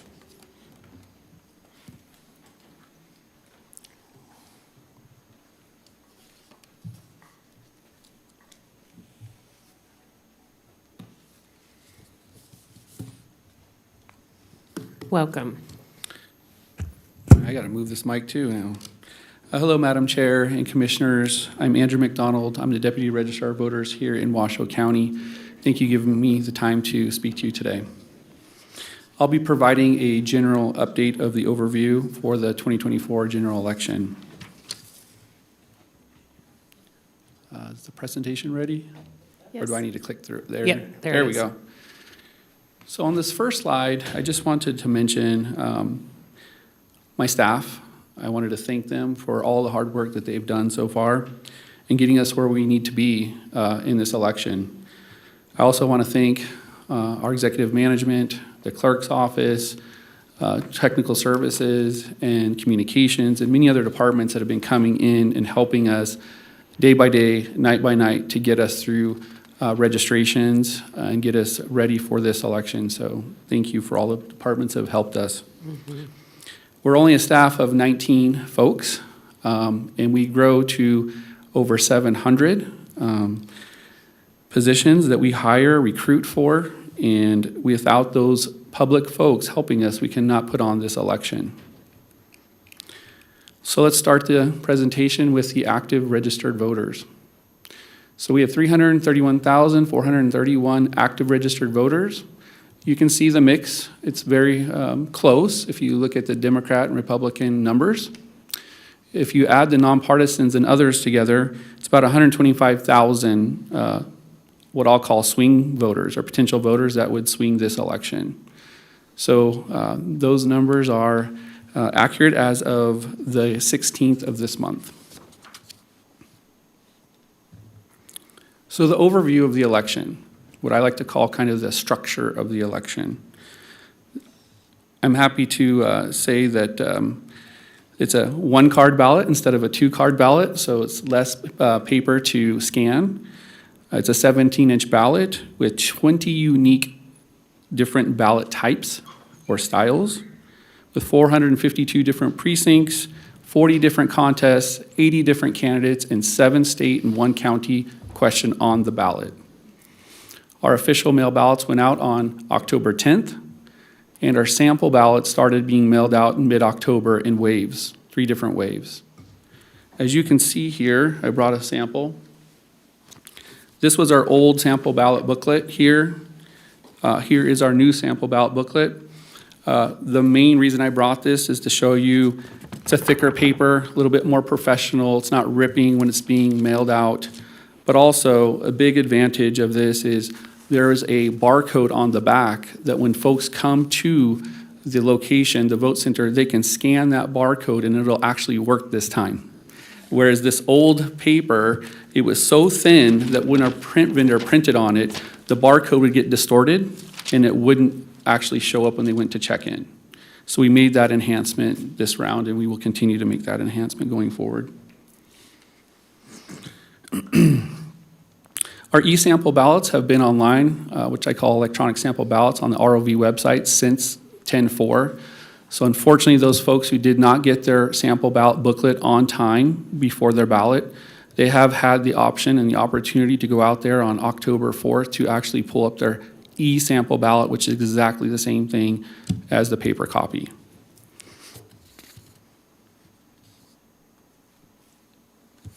Election equipment. We have a new mail ballot sorter for signature verification and sorting by precincts. We've had that before, but this is a new mail ballot sorter. It sorts much faster than the old sorter. About 45,000 ballots in an hour if everything was working perfectly, meaning if you had 45,000 ballots to set on that scanner and scan them all at one time, you could do that. But there's always the human factor and element in making sure that we're stacking ballots properly, going through mail ballots that came back from each drop box. So there's some processes in there, so that number is inflated in that regard. That's the technical number. We have the ability to provide automatic signature verification. This board generously approved that when we bought the scanner from the Secretary of State's office. That was a line item in that staff report. And so that is something that we plan on turning on. We have not turned that on yet. We are still sampling signatures to verify that a high confidence level and feel very, very comfortable that we want to turn that on. So many other counties do go with around a 70 confidence level. Whatever the confidence level they do and whatever we see, I'm going to bump it to be more conservative this election to make sure that we have 100% confidence with the signatures that are getting automatically verified. Not only that, per NRS code, we have to do 1% of all ASV or automatic signature verifications at the end of the day to ensure that that is actually working properly, and we will do that when we turn it on. We have 6 additional ballot scanning stations through a grant that the Secretary of State provided. Not only did they give us the money for the mail ballot sorter that didn't hit the county's budget, but they also gave us money for the ballot scanning stations. So we have 10 ballot scanning stations for this election, which is double the horsepower that we had prior. Each ballot scanner can scan 4,000 ballots an hour, again, in an accurate environment where there's not a human factor. If we had 4,000 ballots on the hopper, we could do that. We did get 4 new ballot extractors. Extracting ballots is something that takes a very long time to do. So by having these machines extract the ballot for us, if you will, it's a ballot that runs through a machine and it mills or cuts open the top of the ballot and the side, and not the ballot envelope, and pulls it, suction cups it open. So all you have to do is put your 2 fingers in there, pull the ballot out, lay the envelope face down, and put the ballot up, and there's a process to obviously get it from where it needs to go to counting after that. But that should save us quite a bit of time. Instead of humans doing it, machines doing it. That doesn't mean we're not going to need humans. If the mail ballot drops continue to be very large, we may be getting bottlenecked there, and we will extend and scale out with a human factor to ensure that we continue to extract before we go to counting. We also have a new modern voter registration system. Hasn't been done in 20 years in this county. We were using our old DIMS system. This is modern, it's new functionality, it's browser-based, it has a lot of enhancements. Obviously, there's a lot of training that goes into this with staff. They are used to the old system. They know the old system. The new system comes with some challenges in staff and training and partnership with the Secretary of State. There's pieces to learn there, but we have been learning. We've been on it since August. But yes, there has been challenges, but we continue to move and achieve those challenges and overcome them. We also got new equipment that goes in line with a top-down system from the state called poll pads, which are really iPads, for voter check-in processes at all of our vote centers. So no longer are we using the old laptops for DIMS. These are all the new voter flows of check-ins for the check-in stations, which is really helping out quite a bit. Equipment testing. I think a lot of folks don't know how much we test our equipment before it goes out to the vote centers and what we do here for logic and accuracy testing. So there's a pre and a post logic and accuracy test. We configure our voting tablets, all the what we call the primes that go out that people vote on at the locations. And we have a cert board that comes and verifies that all those tests are being worked on perfectly, and they have to certify it. There's a City of Sparks, City of Reno, and one election worker on that cert board that makes sure and ensures that we are following the letter of the law as it relates to pre-lat and post-lat. So pre-lat really is going over all of our tabulators out at the locations, all of our voting machines and all of our check-in stations, and making sure that they're functioning. Also, we scanned over 6,500 test ballots to ensure that this voting system is accurately looking at every single oval and every single mark in that oval and accurately counting it, and it's calibrated properly. So we don't just do a few, we do a lot. We did the most that we could do. It's called a Max LA5, and that's what we ordered, that test deck from our vendor, our print vendor, to run all those ballots through. So we did that. Post logic and accuracy, we do the same thing. We run the same deck all over again, and we also verify 5% for the audit, the risk limiting audit, 5% of the paper ballots for all specific contests that the state says you need to run, and then the county gets to pick their 5 at random, and then we do 2% of all the VBPATs, the voter verified paper trail. So there's a lot of testing that goes into this election pre and post to make sure that it's on the up and up. And all this is visible to the public if they want to watch and see. So mail ballot processing room, there's a screenshot of the new mail ballot sorter. I welcome any of you down. If you want to take a tour, come down, see it. I can walk you through it. Our staff can walk you through what we're doing down there. You can also go into the observation booth. There are 8 max observers that are allowed in there at any time. Just so folks here know, We do not discriminate as it relates to the party that you're in. If there are 8 people and each are from a different party, we will allow 2 Republicans, 2 Democrats, 2 NPs, and 2 others, et cetera. If you have 4 hours to be in there, if there happens to be 8 Republicans in there and no Democrats or no one else around to view, then we let all 8 in. If there's 8 Democrats, same thing. So just so you all know, there is a system to it. But going back to the mail ballot processing room, we started processing on the 15th of this month. Sorter only, no ballot extraction because we can't per NRS code until a couple of weeks prior to the election, which is today. So we'll start mail ballot extraction starting today. And again, I mentioned the new sorter and lots of new processes, procedures that go into that. It's not just replacing the sorter. There is a ton that goes into getting a new mail ballot sorter. I talked about automatic signature verification, but right now we have manually verified every single signature that came through. We have not turned on ASV, automatic signature verification, like I said. So we are keeping up at this point on every single signature that has come through on the reference signature right now. And then we will, if the reference signature on the mail ballot does not match, we go through and we will look at every single signature on that voter's record to verify and try to find them. And if not, we will send a cure letter out to them. And I can get into the curing of signatures in a moment. But in that room, we do that. We do ballot extraction. We do scanning. We do ballot duplication.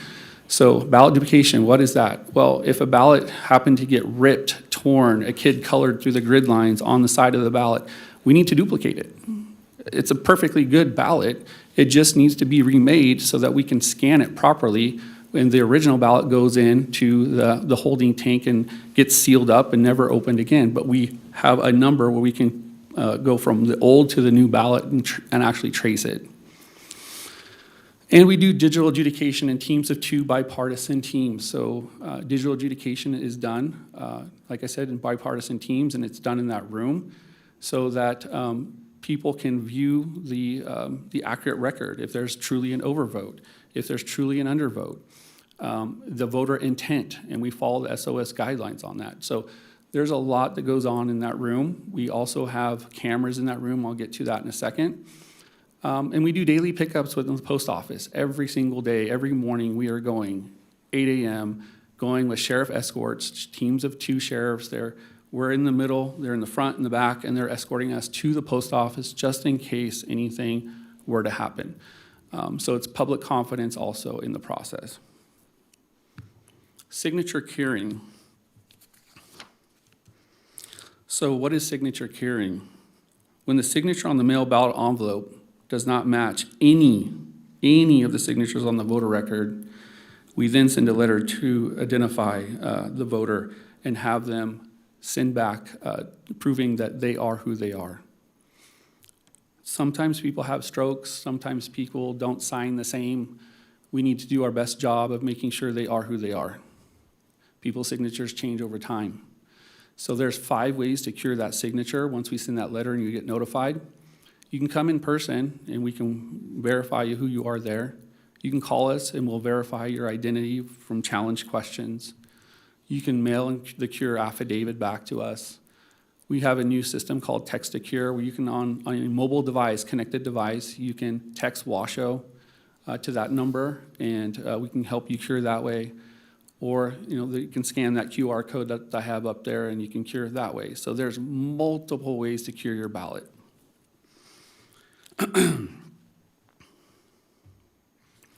By the way, there's misconception that we will open ballots if we do not get a cure letter back or 5 ways to cure.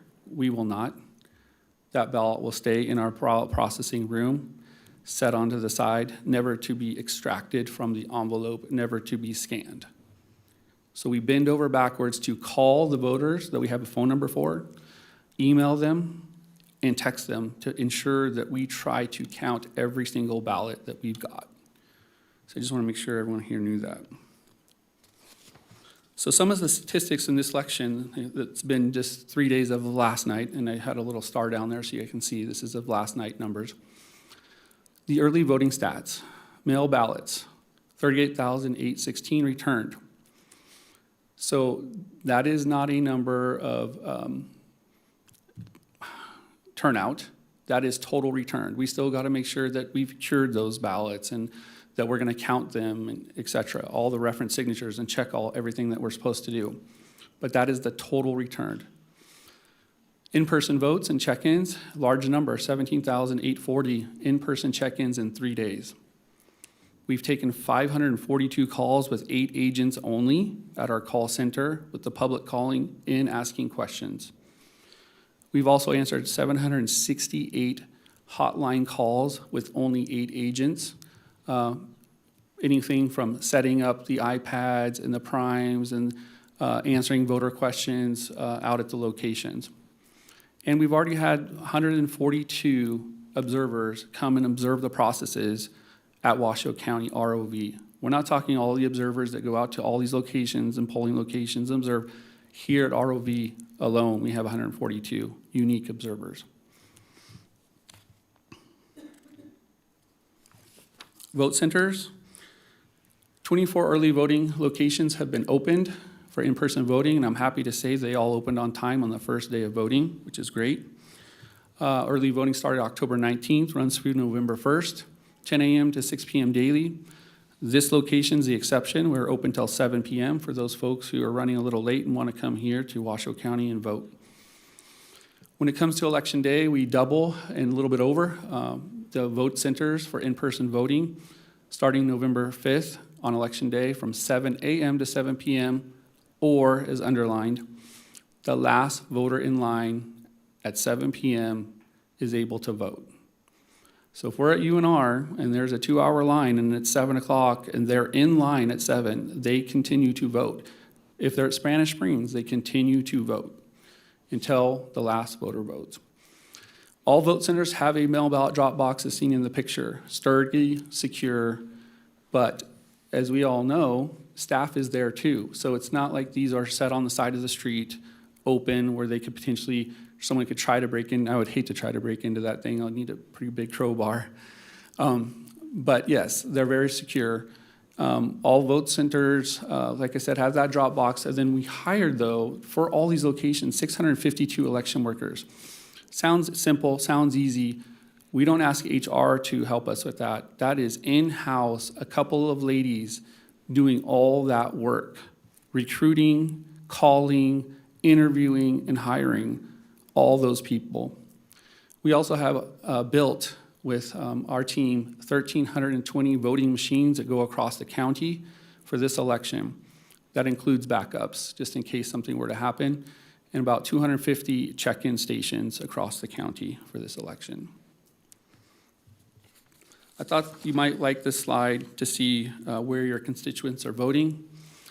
Top 5 locations: Vote Center, South Valley's Library, Spanish Springs, Reno Town Mall, North Valley's Library, Northwest Reno Library. I was hoping to get the same kind of data for you for all the mail ballot drop boxes. If I have an opportunity to come back, I'd like to do that eventually. I just didn't get the data in time. But I also wanted to place all 24 locations up there so you could also see where your locations stand in your district/wards.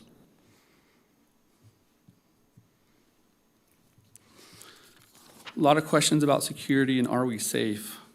Physical security, due to the disinformation and misinformation, needed to be ramped up.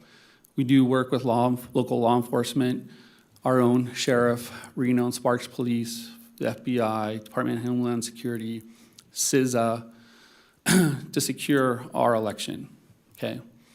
Too much of what people may think that everyone has access to our voting system tabulation room, that is false. There are 3 employees only that have access to that room, and one of them is not me. I may be in that room, but I am asked not to be let in. It's a privilege, not a right. I do not want to have my own password on the voting system. That's left for the professionals that know how to run the voting system.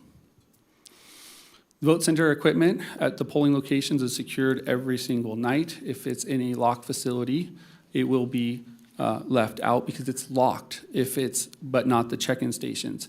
If it's not locked, everything gets put away, put back, and zipped up, tied with seals, so we know if it's been tampered with or not.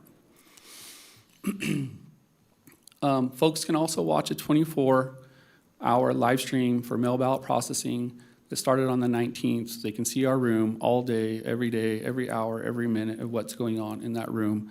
There are 4 cameras, different angles, so you can see, I would say, almost every square inch. Of course, there's pillars that this building is built and the architecture is built on, so you're not going to see every square inch, but you see quite a bit of what's going on in that room. We also work this time, and you'll see that little picture up there. For the first time ever, we have panic buttons. And the reason we have panic buttons at all of our vote centers is just in case something were to happen out there that we don't want to happen. It makes election workers feel safer. They can press the button, 911 will get dispatched and geolocate directly to that location to make sure our workers are safe. A few of us will be also wearing them here at this site on election night. Cybersecurity. The number one thing I want everybody in this room to know is our voting system is secure, it's air-gapped, and it is never, ever connected to the internet, period. We use complex passwords for our voting system. The data is encrypted, and folks have to have the proper keys to get into the system with the right privileges and rights. We verify our software to make sure it has not changed or been tampered with prior and after each election through a hash algorithm, a technical hash algorithm. So, as I kind of wrap up, I just wanted to give a couple quick dates here. On the 8th was the close of standard registration. However, folks can still same-day register at vote centers. They can go in and do same-day registration. They can go online at the Nevada Secretary of State's website, and they can still register there. Early voting started, as I mentioned, on the 19th through the 1st at 24 locations, 6 a.m. to 6 p.m. On the 22nd was the last day to update registration online and be mailed a mail ballot, which is today. Mail ballot scanning commences tomorrow. And then on the 5th, we're going to open 55 locations from 7 a.m. to 7 p.m. or until the last voter votes. So how do the results go on election night? We are going to post results after the last voter in Nevada votes. Those first results will only have early voting and mail ballots only that have been ran up to election day. The subsequent results on election day will only be election day results because that's all that's going to be coming in. After election night, the next results will be mail ballots and provisional ballots that we verified. On the 9th is the last day to receive postmarked ballots from the USPS. On the 12th is the last day to cure your signature. And on the 15th is the canvass of the vote / certification of the election results. In closing, I just want to say, please be an informed voter. There are numerous ways you can do this. We, Washoe County Register of Voters, are the official election source of information. Please call our office. Please come by. Please go to our website and find information and educate yourself. Please look at the sample ballot booklet that we've created. Taxpayer money went into this, and folks need to read it and get educated on the questions. Sample ballot booklets out there also. You can track your ballot, right? People, where's my ballot? Sign up. It's free. You can track your ballot from when it leaves, hits the post office, and when it comes back. There's a free service. This is my ballot, by the way, up there that you're seeing on the screen that I've etched out my address. That's a picture of my email, a picture of the ballot in my email that the USPS sends me saying, hey, this is going to be delivered tomorrow. Free service.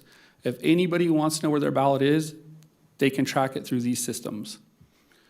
Lastly, informed voter, watch in our room, observe, come in, come down, talk to us. We're more than happy to inform any member of the public what's going on in the room.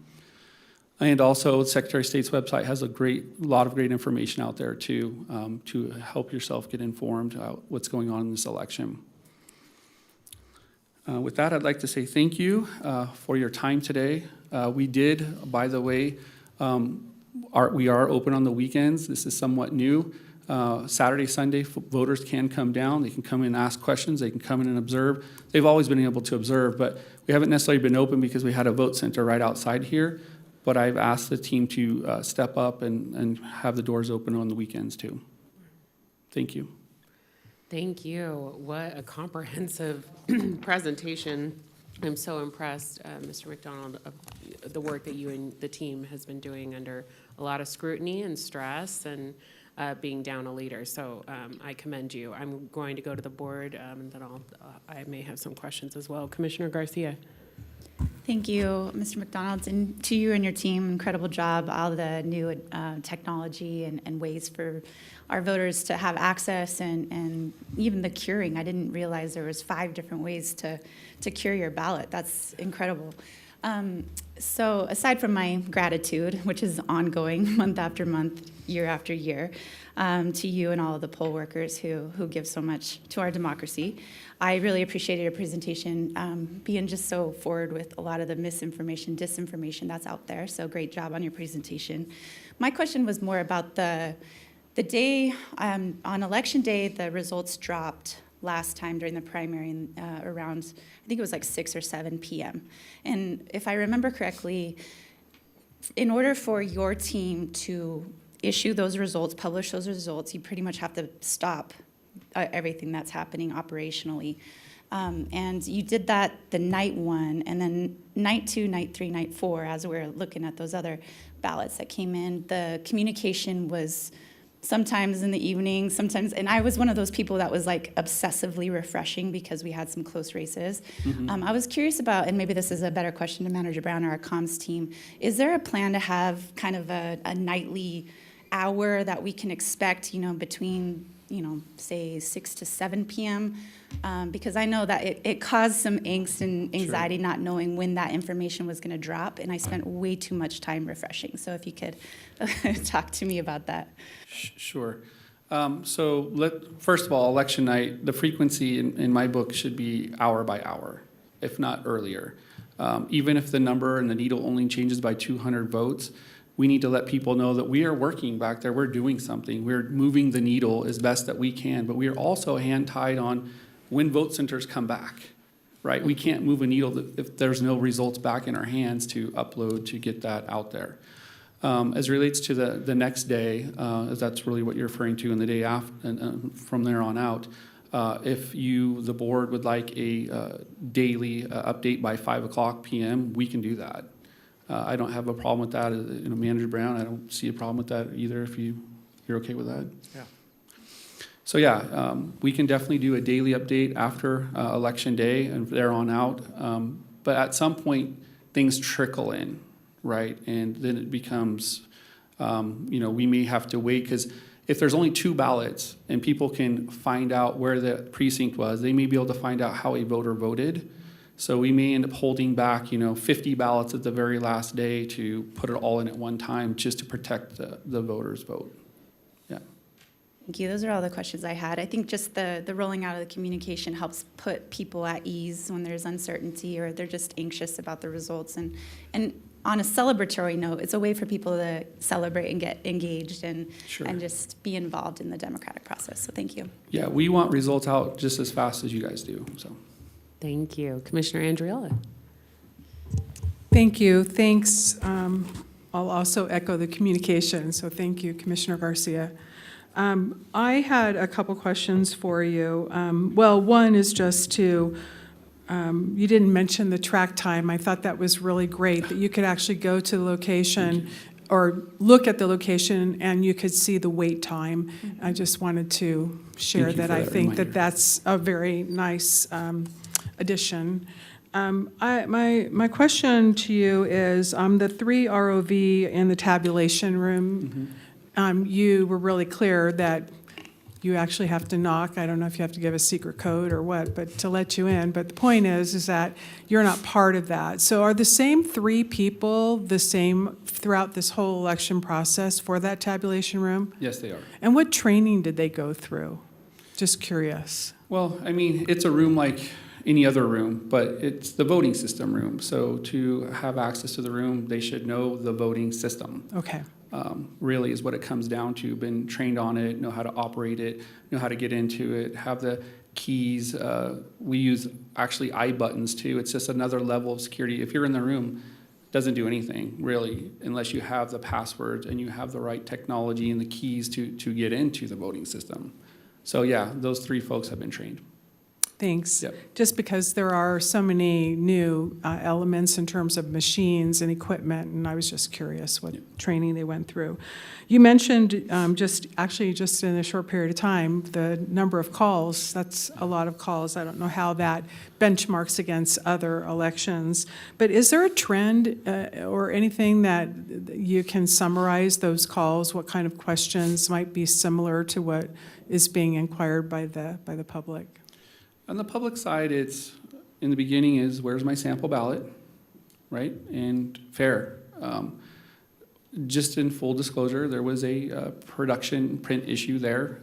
We Washoe County, work with print vendors. It was done, we had it ready, and unfortunately there was a printing error. But we did push people to our website so they could not be disenfranchised and not having information. So that's one of the calls that would come in from the public.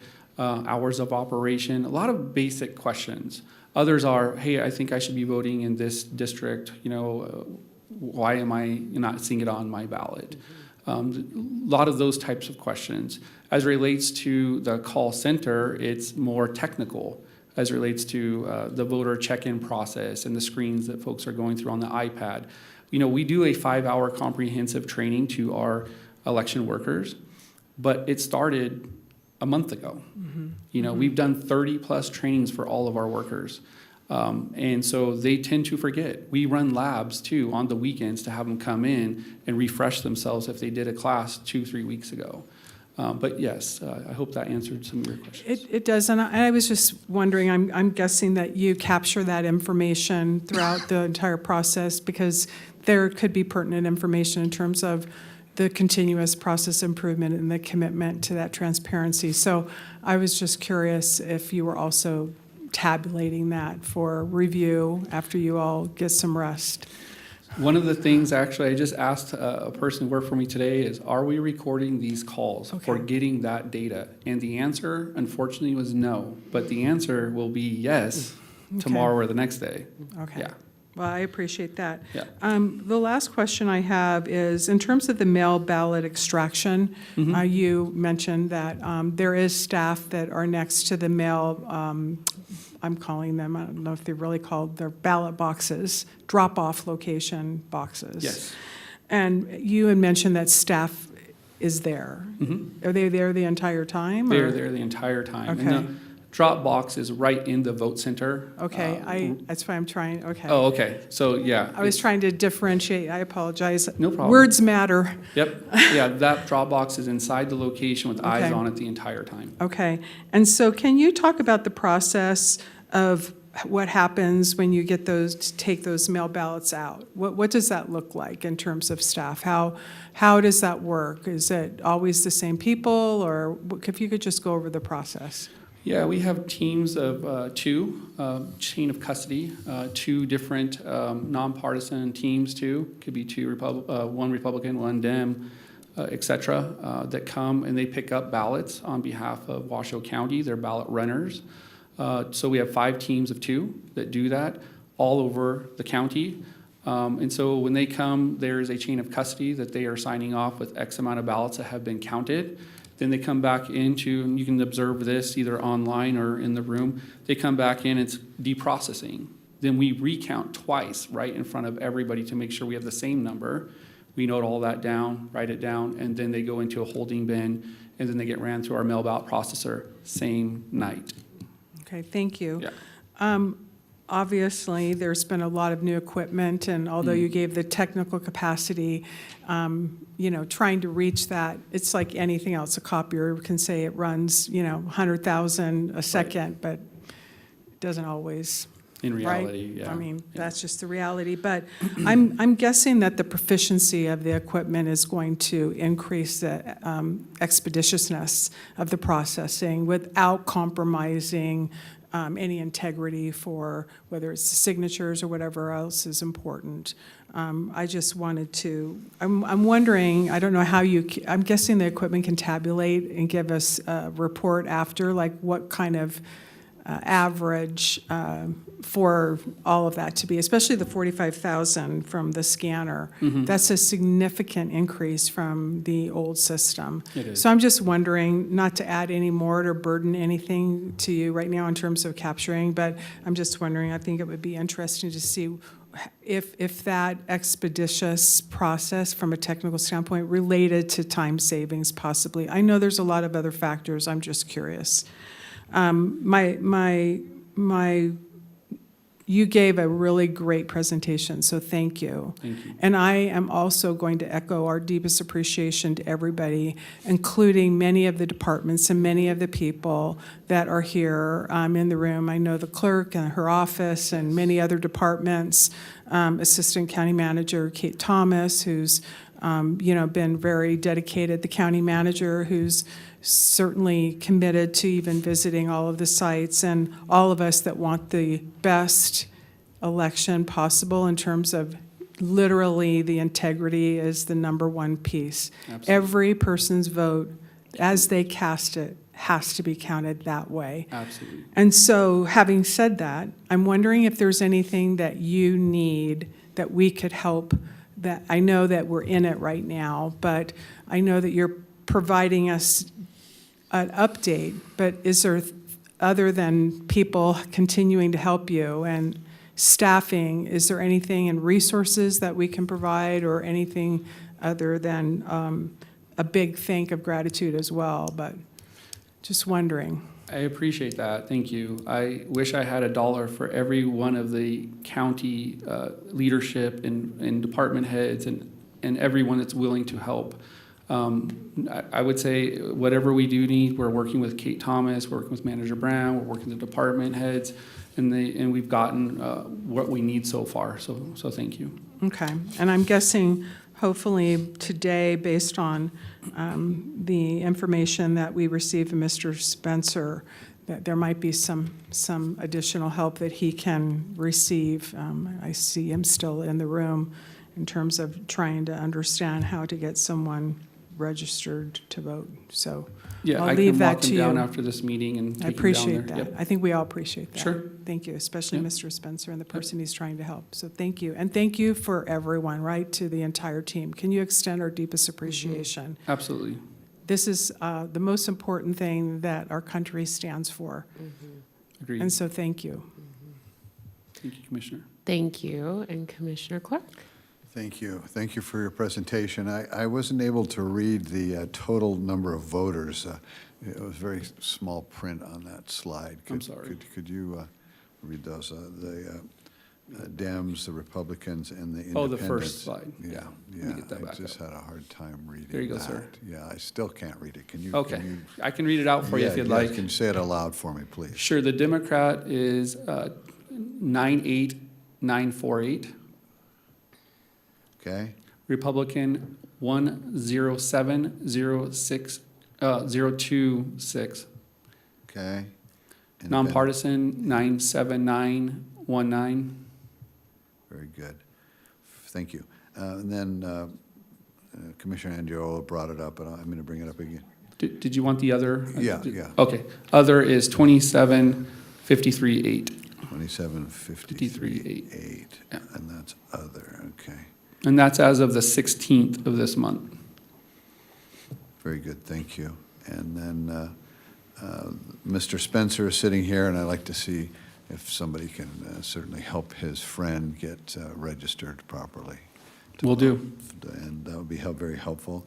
And then I also want to echo the other Commissioner Garcia and Andriola about some type of daily reports. You pick the time, but I think we need to have updates. And I think during the primary election, it was several days sometimes in between updates. That just isn't what the public is used to. It doesn't have to be hourly, but maybe several times in a 24-hour period should be updated, so people can follow the process of the election. loud and clear. Thank you. Thank you. Thank you. I would just note that I think there's over 600 people that need their ballots cured at this point. Is that true? We have several. Yes. Yeah. So I hope people are paying attention to the mail and all the ways that we're reaching out to people, because we want to make sure that their ballots count, and that's really important. And I think it's great that we're keeping up. So thank you for keeping up to make sure that we're not doing this last minute. And so I commend the office for doing that. I voted at Plumas Park yesterday. We used the barcode on our sample ballot. It was great team there. I also want to commend that there were no errors on our ballots. No errors on our sample ballots. Huge. And there are other counties just adjacent to us with errors. It's not unheard of. It's very normal. But I just want to commend the team, because I know that it's a lot of stress and it's really hard, but you did it. So congratulations. And then I would, let's see. On the first day of early voting, I heard there were some long lines at various polling places, and I was curious if we've, corrected that, or if that's just normal for the first day of early voting. So just wanted to hear a little bit on that. Yeah, Madam Commissioner, I think this is going to be an unprecedented election. Okay. I mean, the numbers are extremely high. Great. I think it's a great thing that people are turning out to vote. I don't like long lines. Nobody Sure. likes long lines. Sure. We are strapped into a four-cornered room in some of these locations that are not 30,000 square foot buildings, meaning, we only can put so many check-in stations, only so many voting machines. So unfortunately, we are tied in some locations are much smaller than others. Other locations, we have 10, 12, 15 different assets up and running. But the check-in, I think it's going to go faster once the poll workers start getting used to the technology. Mm-hmm. Every day is going to get a little faster. But long lines means voters are voting, and that's good in that regard. Absolutely. And hopefully we just make a note to know, okay, we saw some long lines and we want to make some changes next time around. So I know that you guys are working on that. Yes, we will be working on that. If you haven't seen so far, I'm all about the numbers. Yes, you are. So thank you for that. And one last note of gratitude to you, the team, and all of the county staff. What I love about Washoe County is we work together to solve problems. This is the most important thing we do at Washoe County, is what your office does to ensure our representative democracy. So thank you. And also, I just a shout out again to the clerk. Thank you so much. I know you and your team have been really helping as well. So, all right, let's just onward and continue the great work, and thank you so much. Thank you. I have Yes, Commissioner Clark. One follow-up question, please, Madam Chair. I'd like to ask Mr. McDonald, how many ballots have been returned undeliverable? I know we had a situation during our primary election with some 25,000 plus that got returned. At this point in time, how many in this general election have been returned? As of 2 days ago, it was 13,500. Very well. Thank you. Thank you, sir. Thank you. And Manager Brown, do you have something to add? I do, Madam Chair. On the topic of long lines, I would just emphatically reiterate to the public, go to the website and see what the wait times are, because I'm going to tell you, Spanish Springs, South Valleys, Northwest. Yep, Northwest. They're going to have lines, and if you go look at the website, it will tell you where there is no wait or where the waits are shorter. I've seen over the last 3 days, once people get in line, it's hard to get them out of line. Yeah. Even though they could go a mile down the road and there is no wait. So please do yourself a favor and check the website. It works. They update it every 30 minutes so that you don't have to wait unnecessarily. And that's another reason I put this slide up too, so folks could see the least busiest locations. If they want to go somewhere, they can vote quicker. Reno Sparks Indian College. There you Yeah, go. exactly, in Plumas Park, where we, in Plumas Gym, where we were yesterday, so thank you so much. Thank you all. Appreciate your time. Yes, absolutely. Okay, we'll move to donations. Commissioner Garcia, if I could ask you to read those into the record for us. Yes, Madam Chair, we only have one donation today. It's a storage container to hold equipment and gear that our mounted horse unit needs for special events and emergencies. So I'd like to move to approve. Thank you very much. Looking for a second on the donation. I'll second. Thank you, Commissioner Andriola. Madam Clerk, any public comment? There is none on this item. Okay, there's a motion and a second on the donations. Any questions on that from the board? Seeing none, all those in favor, please say aye. Aye. Any opposed, please say nay. And that motion passes unanimously. We will now move into our consent items. Are there any questions from the board on the consent items? I'm not seeing any. Okay. Madam Clerk, any public comment on consent? Trista Gomez. Okay.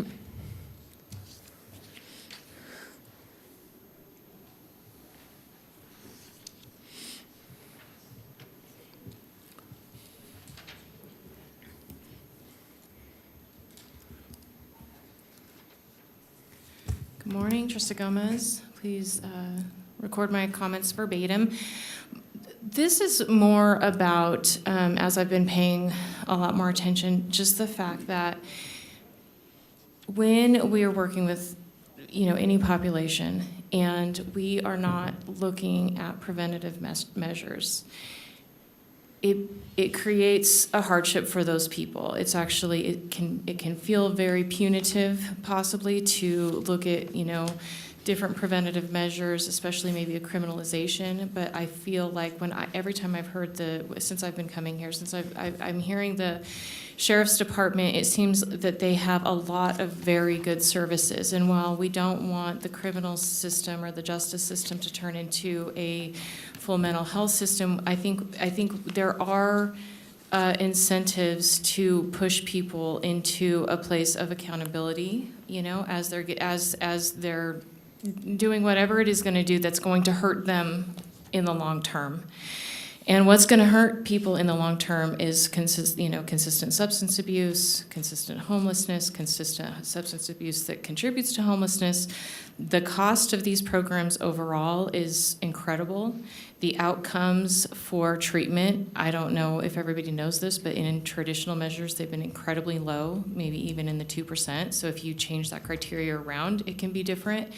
But research shows that once somebody gets into that space where they need treatment and where they need help, and even if they get help, they have a much lower incidence of getting better and staying better. Recidivism rate goes, it's high. Once people are engaging in these kinds of behaviors, it's costly. It's costly to families. It's costly to communities. It's costly to the people themselves.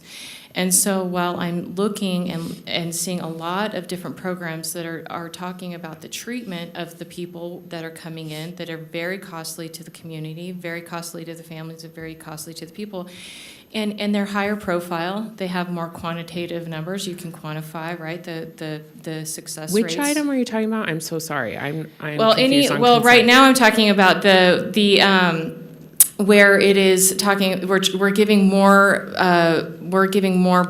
money to the courts for the different incentives and different things. I had a son that was in one of those. He, thank God, didn't stay very long. But it's those kinds of programs where we're constantly inputting money into a treatment model, but we are not putting money into a prevention model. I have not seen, since I've started to come, preventative services that would negate the need for these heavy, very costly. Thank you. Thank you. There's nobody else signed in. Thank you, Madam Clerk. And our vice chair had to leave, but she was going to propose the block. I can do that. She had one question on one of the items in Sorry, I just skipped a block. I apologize. Thank you. So I am looking for a motion on consent or any additional questions or comments. I move to approve consent. Thank you, Commissioner Garcia. I'll second. Thank you, Commissioner Andriola. Any questions on that motion? We've taken public comment. Seeing none, all those in favor, please say aye. Aye. Any opposed, please say nay. And that motion passes unanimously. Okay, now I'm going to block. I apologize. All right, our vice chair had to leave, and she had a question on, I will propose the block of 12, 13, 14, 15, and 17, but she had a question on 14, on the parking garage. She asked in her note to me, should Reno be paying for this? And I guess, is there any clarification on, this is our garage for, thank you. Thank you.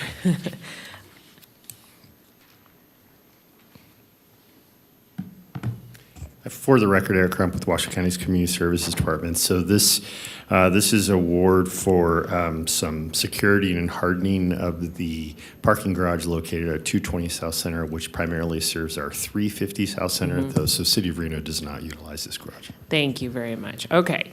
With that clarification, that is in the form of a motion block for 12, 13, 14, 15, and 17. I am looking for a second. Second. Thank you, Commissioner Garcia. And then, Madam Clerk, is there any public comment on that block? There is no comment on any of those items. Okay, with that, we have a motion and a second. Any questions on the motion from the board? I'm not seeing any. All those in favor, please say aye. Aye. Any opposed, please say nay. Okay, that motion passes unanimously. Thank you very much. We'll now move into item 16, Manager Brown. Item 16 is a recommendation to accept an FY25 Title 20 Subgrant Award from the Nevada Department of Health and Human Services in the amount $663,807, no county match, retroactive from July 1st, 2024 to June 30th, 2025, to promote unification, safety, education. I apologize, 16. 16. Oh. The Sky Tavern item, Manager Brown. Never mind. Okay. Go back to 16.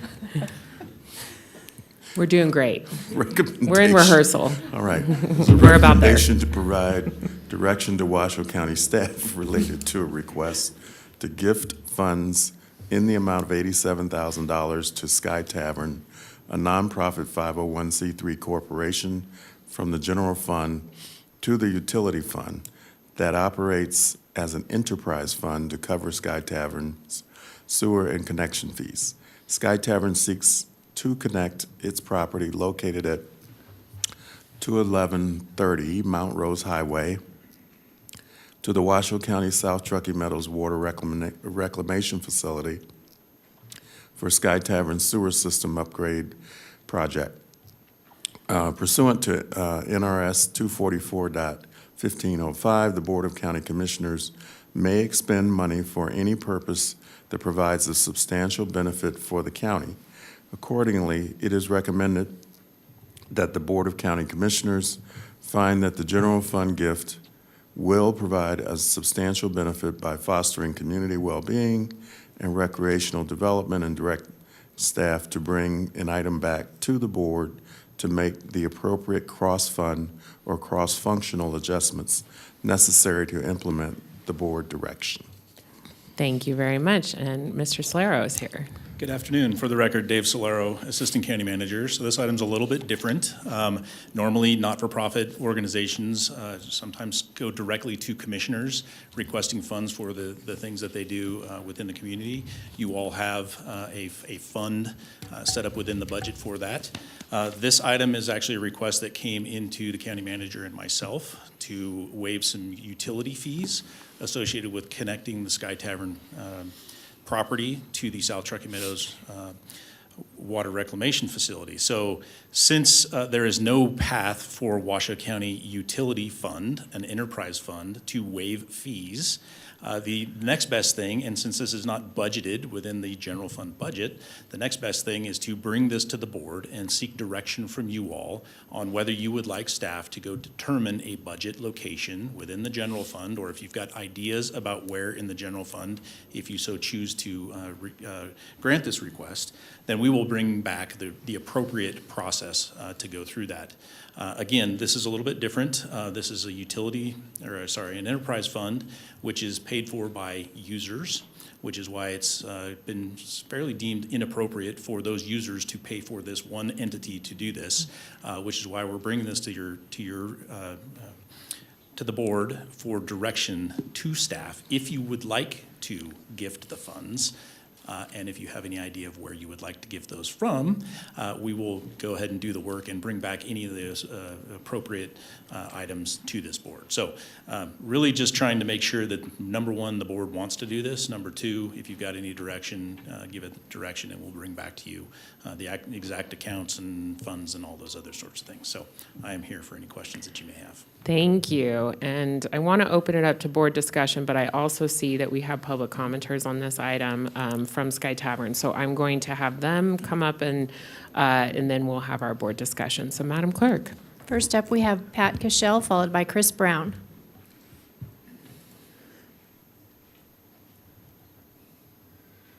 Good morning, Madam Chair, Commissioners, County Manager Brown. For the record, my name is Pat Cashell. I'm the CEO of Sky Tavern. I'm here to first say thank you for considering, I guess we're calling it a gift, of $87,000 for the sewer connection fees. I think it needs to be noted that the sewer is we've already upgraded it, and City of Reno covered the cost of the upgrades. It was initially $207,000, and I think by the time everything was said and done, it was close to $250,000 that the City of Reno covered for the sewer itself. It means a lot to our expansion and to get more people on the mountain at Sky Tavern. We've up until recently, we've operated on a 70-year-old sewer septic system that was continually failing and causing problems throughout the winter months. And now that we're expanding into the summer months, it's continuing to fail then. So it's really a gift that we're able to upgrade the system. What it means to us at the Sky Tavern level, I'll share just a short little story. When I first took on the position of CEO, I made it a point to work in each department. And one of the most profound experiences I had was working in the parking lot at 6:30 in the morning, and to see the parents in the cars pulling into the parking lot. And one stood out to me was a car that I don't know how it made it down Virginia Street, let alone all the way up Mount Rose Highway. So, and I watched the car park, and out of the car spilled 4 little kids, and they were dressed appropriately for the most part. It was a cold day, but what stood out was the father that got out of the car. And, he was dressed in a t-shirt, jeans, and flip-flops, and it was cold that day. And I promise you all 4 of those kids were scholarshiped to be there. And so what $87,000 means to us is 1,450 scholarships, about 4 to 5, well, with prices coming up, probably 3 to 4 years of scholarship for kids, 1,400 scholarships. So that's what $87,000 means to us at Sky Tavern. And so I just want to say thank you, and I appreciate you considering to even absorb these fees through the county. And but at the end of the day, it's about getting the kids on the mountain and the families, and that's what that $87,000 means to us. So I just appreciate you looking into this. So thank you. Thank you. Chris Brown. Thank you guys for your time. I think Pat covered it eloquently. Okay. Thank you very much. Now I'll open it to the board. Commissioner Garcia. Thank you, Madam Chair. I would love to join in with the City of Reno in supporting the investment into this incredible program that's been around for almost 100 years now. I'm just going to round up from now on. I do believe it has enhanced the recreational opportunities throughout the region, improved community engagement. It provides a substantial and long-term public benefit. It complies with all of our legal and regulatory frameworks. So I would love for staff to go dig in the couch cushions and find the best pot of money for this, but for me, this is a huge priority. Thank you, Commissioner Garcia. Commissioner Andriola.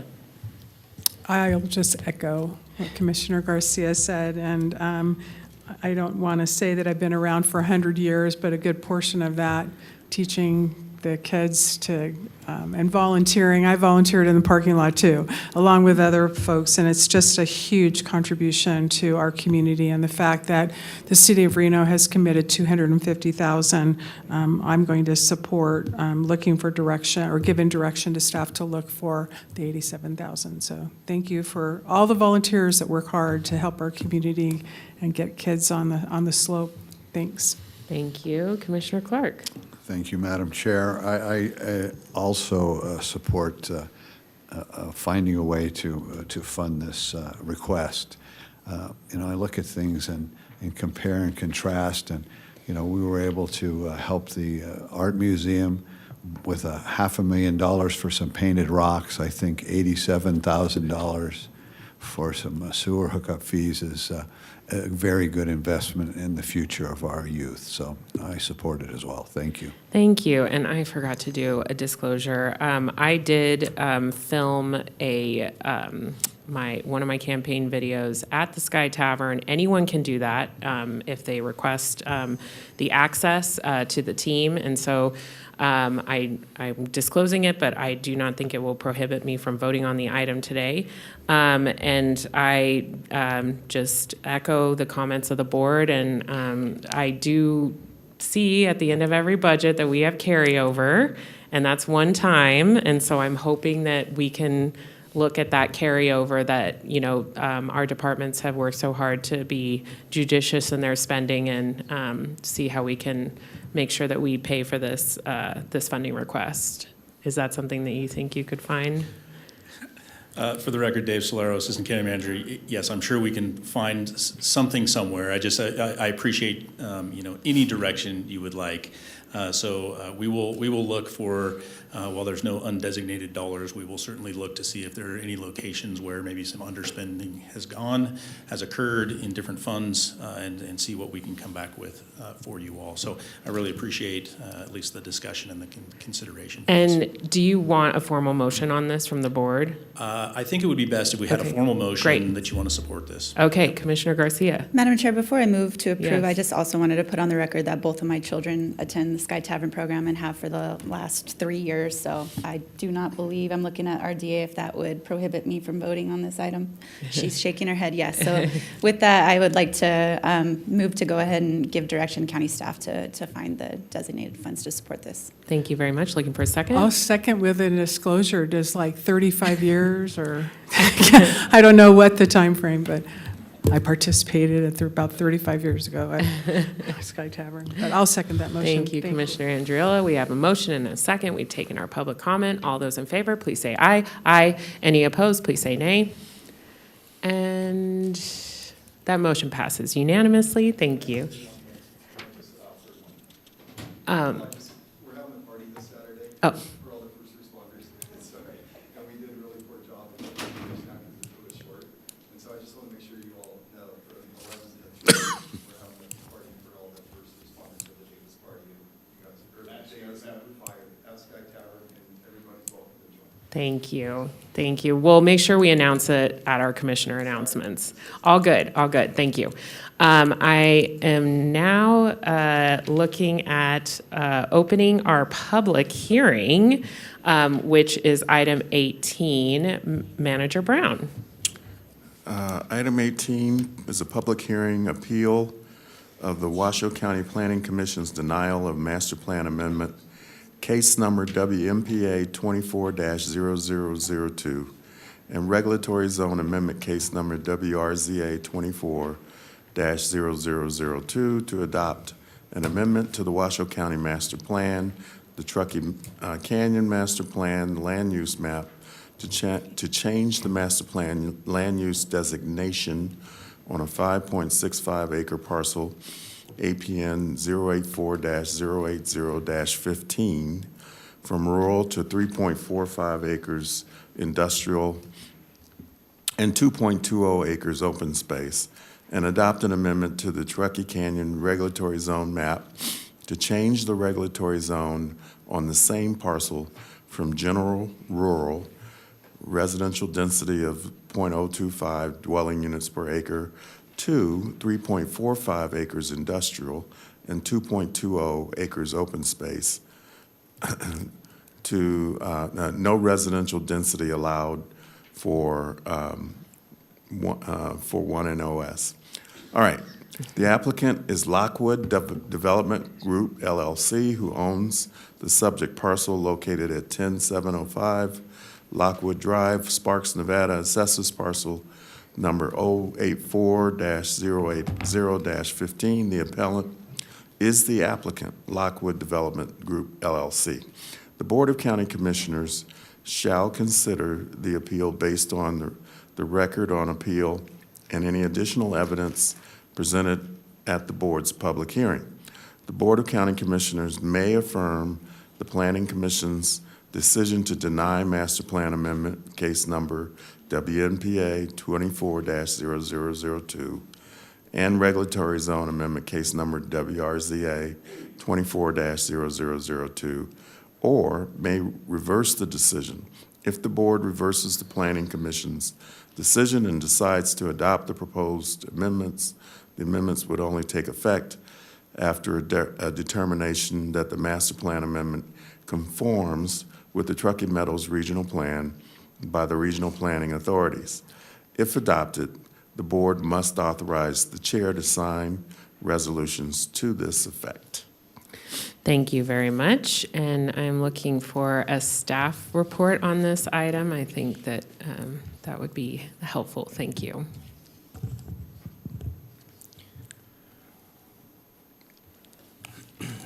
Tim Evans, planner. So what is before you today is an appeal for Master Plan Amendment case number WMPA 24-002 and regulatory zone amendment case number WRZA 24-002. So both of these cases were heard by the Planning Commission on August 6th of this year, and they were subsequently denied by the Planning Commission. Therefore, the applicant, Lockwood Development Group LLC, filed an appeal with the Planning Department and on August 26th of this year. And so the reasons alleged by the appellant for the appeal is that they are claiming prejudiced decision-making for being unable to make the findings for the Master Plan Amendment and Regulatory Zone Amendment. One thing, an important point to note, is that the Planning Commission denied the Master Plan Amendment without being able to make all 5 of the findings, the required findings for that Master Plan Amendment, and also denied the Regulatory Zone Amendment, having been unable to make 5 of the 6 required findings. So the subject property is located at 10705 Lockwood Drive in Lockwood, and there on the right side of the screen, you can see the subject parcel is highlighted in blue. And there is like a whitish gray line that runs east-west, or west-east, depending upon how you look at it, across that picture there, and that is the boundary line between Washoe County and Story County. And along that boundary as well is the Truckee River. So the subject property is 5.65 acres, and the surrounding parcels around it to the north, west, and east are all undeveloped. And to the south would be Story County, and within that area there, it is developed, those parcels are developed across the river with residential dwellings as well as industrial complexes. The subject property is located in the Truckee Canyon planning area.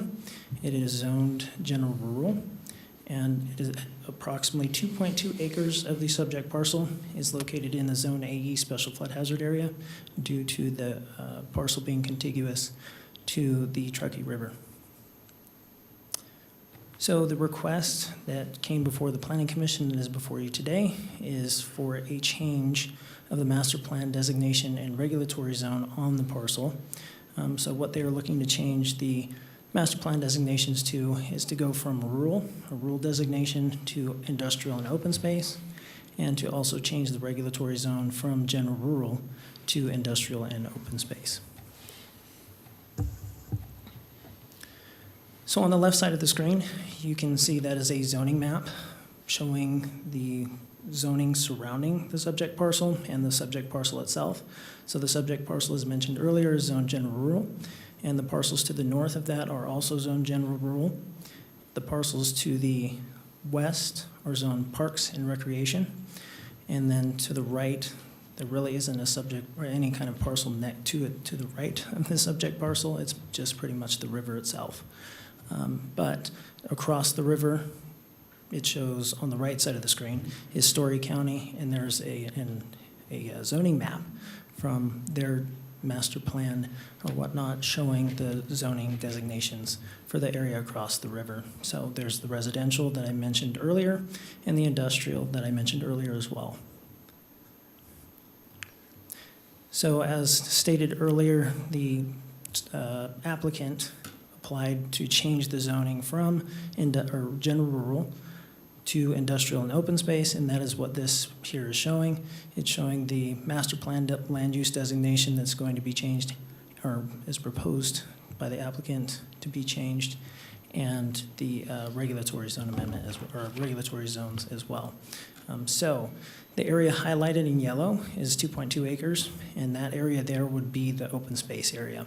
And the reason for that is since the Zone A special flood hazard area runs along that 2.2 acre portion there, the applicant decided to go ahead and put that open space at the recommendation of staff during the initial review of this project, to have that there so that there was no building or construction that could occur within that Zone AE special flood hazard area. And then the remaining portion would just be zoned industrial. So, as mentioned earlier, the Truckee River is contiguous to this subject parcel, and Washoe County Code does provide some prohibitions and things like that in relation to the development on this property. So specifically, Washoe County Code Section 110.416.70, it prohibits development within that floodway. So that is the purpose of having that open space zoning there, so that no structures or anything could be built within that area. So going further, being that this property is located within the Truckee Canyon planning area, Washoe County Code specifically sets forth a purpose in Article 222 for the Truckee Canyon planning area. And I'll read it. The purpose of this section, Truckee River Corridor Standards, is to establish regulations to develop, preserve, protect, and improve the inherent water quality of the river. So that is one important point to point out, is the language there: develop, preserve, protect, and improve the inherent water quality. So in relation to that Article 222 provides additional requirements that must be met in order to actually develop within that corridor. And so specifically, there is Washoe County Code Section 110.222.10B, which requires a special use permit for any grading within that subject area. And then there is also subsection C, which is a structural setback. And so the structural setback and the grading requirement are applicable within that Zone AE special flood hazard area or within 300 feet of the center line of the Truckee River. And so based on those items, the 300-foot buffer is a development constraint on this parcel. And so one of the primary reasons that the Planning Commission made the decision to deny both the master plan amendment and regulatory zone amendment is due to the industrial uses that are allowed within that 300-foot buffer would be in conflict with Article 222, Truckee Canyon area, specifically the purpose section that I mentioned earlier. So, as mentioned and as I've been discussing, is that the property is contiguous to the Truckee River. Within the master plan for Washoe County, there is a plan that is referenced, specifically the One Truckee River Management Plan, and that is a plan that was developed in collaboration with multiple public and private partners. So that would be Washoe County, the City of Sparks, City of Reno, and others, to create this plan for the protection of the Truckee River. So I'd like to point out, in relation to the protection of the Truckee River, there is a specific objective, Objective 1.1, within the One Truckee River Management Plan that states things like common pollutants are trying to be avoided from going into and contaminating stormwater and things like that that go into the Truckee River. So specifically, common pollutants would include oil and grease from roadways, pesticides from lawns, sediment from construction sites, etc.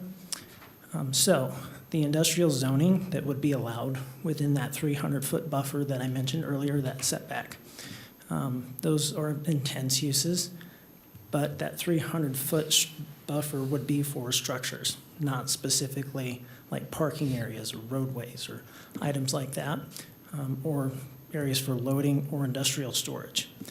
So that being said, those items there being allowed within that 300-foot buffer does not support Objective 1.1 of the One Truckee River Management Plan, which is not in conformance with the Master Plan Policy NCR 4.5.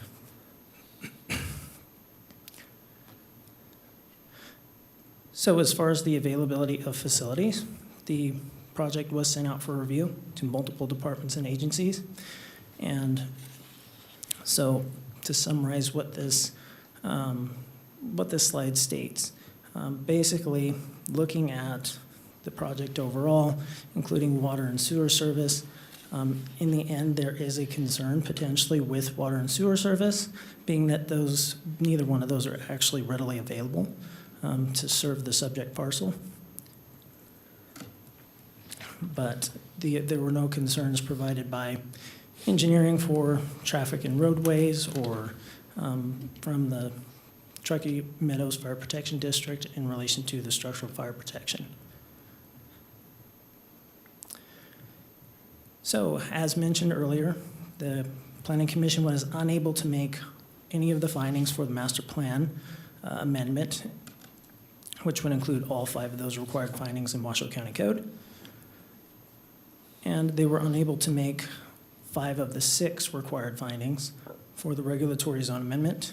And the finding that they were able to make was finding number 2, compatible land uses.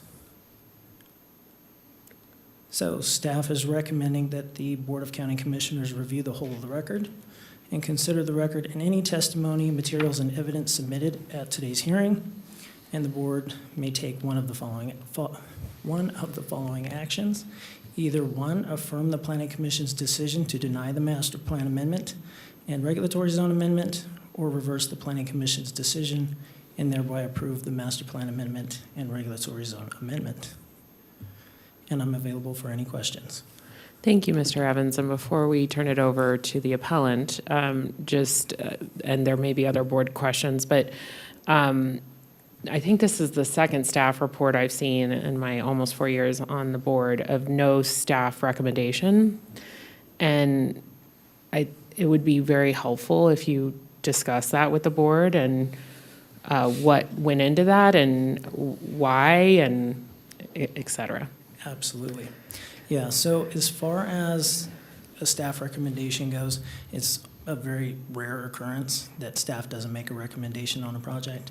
And in this case, after having discussions with the applicant, looking at everything in its entirety, having sent it out for review, and looking at the code analysis and everything that was mentioned during the presentation, specifically being in relation to the Truckee River and items like that, staff worked with the applicant on maybe possibly looking at rezoning in a different direction, possibly having like all open space zoning within that 300-foot buffer area, or that 300-foot setback, or just leaving a portion of that 300-foot setback area as general rural and open space rather than having the industrial within there.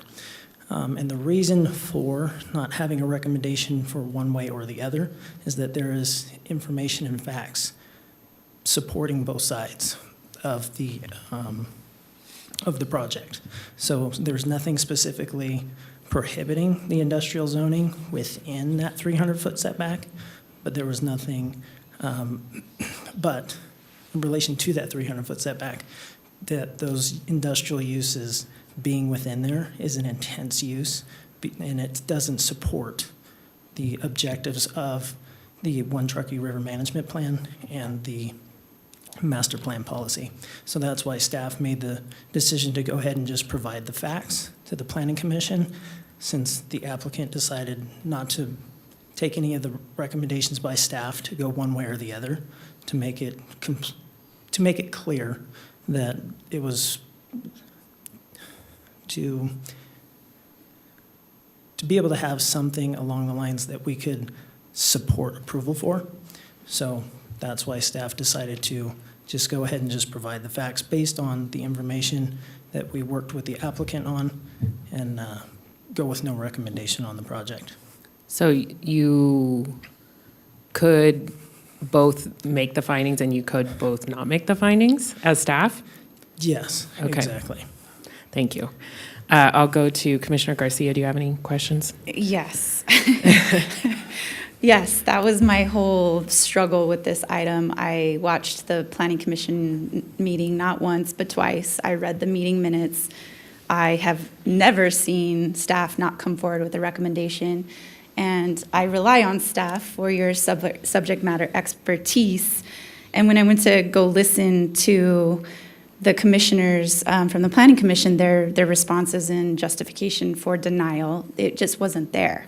And so I feel like there's a big missing puzzle piece for me. I feel super uncomfortable weighing in on the findings without knowing why they denied specifically, because it's just super unclear. I'm just really uncomfortable with it.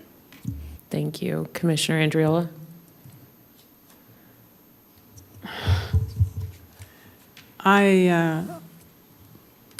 I can find them both ways too, to be honest with you.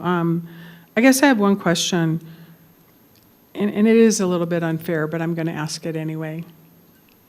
So, do you feel the application, as it stands right now, that was denied by the Planning Commission, is in conformance with the master plan? Didn't I specify it was an unfair question? I'm just asking, and I'm not trying to have your answer be anything but your answer. I just would really like to know. Yeah, so, in the preparation of this staff report and things like that, it took, I would say, probably overall 3 to 4 months, working back and forth with the applicant, trying to get something figured out, to have a clear just path for approval. And just looking at it the way it is today, I still am not going to, I can't sway myself one way or the other just because I can see it both ways. So, yeah, as far as my opinion on the application itself, yeah, I can still see it both ways. There's items for approval and there's items for denial as well. May I have a follow-up, please? Yeah, of course. So if the board were to reverse the decision of the Planning Commission, what would be the next steps for the Planning Department if you're not sure which direction to take? Yeah, so as far as that, if it's reversed, the Planning Commission's decision is reversed and we go the other direction, then it would just be the zoning gets changed, the master plan designation is changed, and planning staff reviews it, looking at it from that perspective, at the industrial zoning and the open space zoning. Because obviously there's a process still. This isn't just stamping everything the way it is. There's still a pretty comprehensive process and a compliant process that would go through the necessary steps. And could the open space be discussed within the parameters of you moving forward through that process with the constraints that you've outlined? For full transparency, not only have I read all of the information. Not only have I watched the Planning Commission, but I also, for full disclosure, attended a listening meeting of the residents several months ago about this project that Story County hosted. And I listened. But I just am wondering, moving forward, depending on what direction, but hypothetically speaking, how would you all handle that? Because you have to follow the process and the compliance piece of this. Right. Let me respond. The next process, obviously, it has to go to regional for conformance review. And so obviously it has to be in conformance with the regional plan before it's officially, the zoning and master plan actually changes. Assuming that happens, the next step would be obviously the entitlement. Whether or not that request, what they're proposing, it may require a special use permit, or depending on the use that they would propose, it may be allowed by right. Everything that you would see within the open space, there would be no construction, no buildings could be located within the open space. But I think back to the original question, I know that that it's unusual for there not to be a recommendation for staff to be neutral. In this case, there wasn't a clear policy or provision that we could point to say, clearly this is in violation of that. I think it's the overall, and that's the function of the Planning Commission, is to lay out, all of the arguments, right, to provide a rationale for the Planning Commission to either support or deny the request at hand, and based on all of that information. It is rare, but it does happen from time to time. We do, at times, provide no recommendation.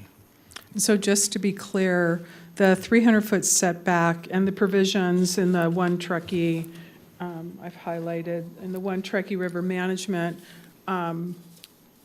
in terms of not being in conformance with the master plan NCR policy 4.5 that tie into objective 1.1 of the One Truckee River Management Plan, parking is what is going to be used in that particular open space. Is that correct, or am I misunderstanding that? We have not seen an actual project yet. Okay. All we have is a proposal to change the zoning. Okay. I think what you found in the staff report is that possibility for parking or storage or other industrial uses, to not a building, but other uses to be located within 300 feet of the Truckee River. And that's what Tim was referencing in his staff report. Okay, I'm just making sure. So if it went through the process, those are the type of things that would be put into place to comply with not only this that I've cited, but any other, to your point, on the regional plan as well. So it is an unusual situation because, as Commissioner Garcia said, you all are the subject matter experts and you've looked at this in depth. So, Madam Chair, I'd like to reserve the opportunity to ask questions after the appellant presents their information. Thank you. Thank you. Absolutely. Commissioner Clark, do you have any questions for staff? Thank you, Madam Chair. I've got, part of the reason we have a Washoe County Planning Commission is to sort through this before it ever gets to our level. And when the Planning Commission denies this, and then the staff is yes or no on this, I mean, there's some confusion, I think. And to be fair to the applicant, I would like to see if there's a way that the applicant can come up with something that would make this more palatable to the County Planning Commission. I think overruling the Planning Commission is just not a good way to go. I think that, again, to be fair to the applicant, maybe there's some other options that might be more acceptable to the community and also the Planning Commission. So that's my thoughts on this. If the subject matter experts are unsure and the planning commissioners were sure about what their decision was, how do we get in the middle of this? I think that there might be some other opportunities to have further meetings with the applicant and see if there's a way to sort this out, that everybody gets something that they want. Thank you. Well, before we go down that path, let's have the appellant come up. We'll give them their 10 minutes to have their appeal before the board. If we could put up the 10 minutes, and then I'm not sure who the representative is or who would like to come up and present for their 10 minutes.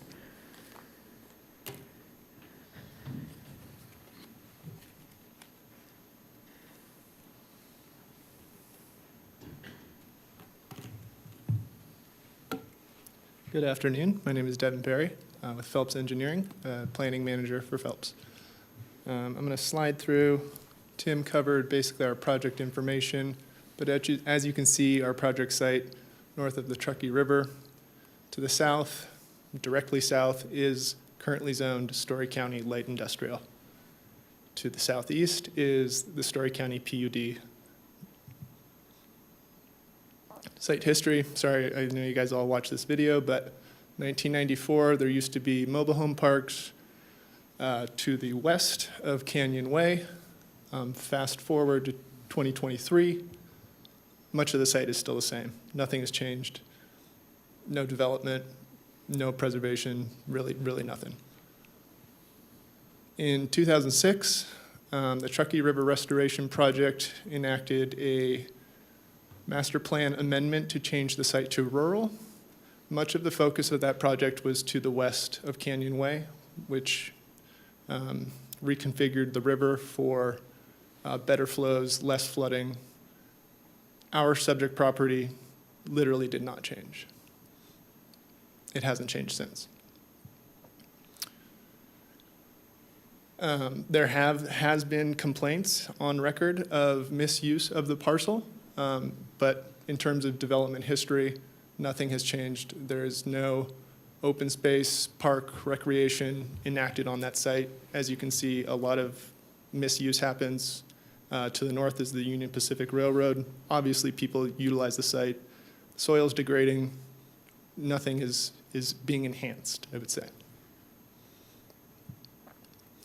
This is basically a surrounding zone designation sort of depiction. Once again, to the south of the Truckee River is light industrial. Even farther to the southwest, heavy industrial, right on the river. You have the Story County PUD, and then farther to the east, we also have a lot of Story County light and industrial river right on the river. To the direct east, I believe about 1,300 feet, you have the large FedEx facility. It is zoned industrial within 300 feet of the river, and it is even zoned on the river line. So in terms of a planning precedence, this is what we're looking for. You know, we're trying to play by the rules and look at the surrounding context. This is a breakdown of the development allowable uses between industrial and general or rural. Sure, we all know that there are more allowable uses in industrial, which is why we're trying to propose finding the best use. But there are also some uses in general rural which you could outright do that you can't do in industrial. You know, I'm not going to go through all of them, but you can have an animal slaughtering farm on general rural where you can't in industrial.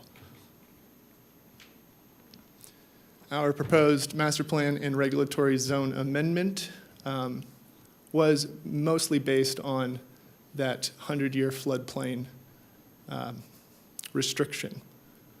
We understood the development constraints. We understand we can't do anything in that 100-year floodplain, which is why we propose open space. We don't want to develop on it. We don't want anyone to develop on it. We want to protect the river as best we can.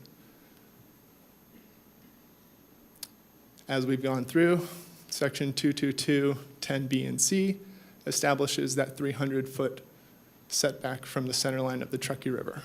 The red line depicts that center line or setback line, and I just want to be very clear, there is no language in Washoe County Code which says you cannot provide industrial zoning within that 300-foot setback. This is merely a development code.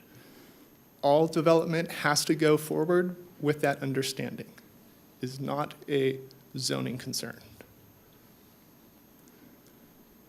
The conceptual site plan that we presented to county staff back at our pre-application meeting was such. So we've gone through the effort of looking at county code and understanding where and where we cannot build. The small rectilinear box north of the 300-foot setback line would depict a small industrial warehouse building. To the south of that would be parking for users and staff. Now, this is just merely conceptual, but it illustrates the development constraints that we understand are at play. Once again, the broader context, we've got our conceptual site plan on our site shown with adjacent industrial buildings. This is really not a huge concern or problem that is going to, break the health of the Truckee River. It fits into the surrounding context, in our opinion, and provides for better opportunity of this land. And then once again, this is just basically a breakdown of what happened on the Planning Commission night. Planning Commission or planning staff, as we all know, did not provide acceptance or denial, but they did recommend to planning commissioners that items 2, 3, and 4 may be found justified, that being compatible land uses, response to change conditions, and availability of facilities. Now, we felt like the commissioners basically had their minds made up before the presentation was cast, and you can see their motion of denial under these land uses. It's very heavy, and it was honestly basically picking numbers off of a sheet of paper. Now, for the findings for the RZA, it's slightly different.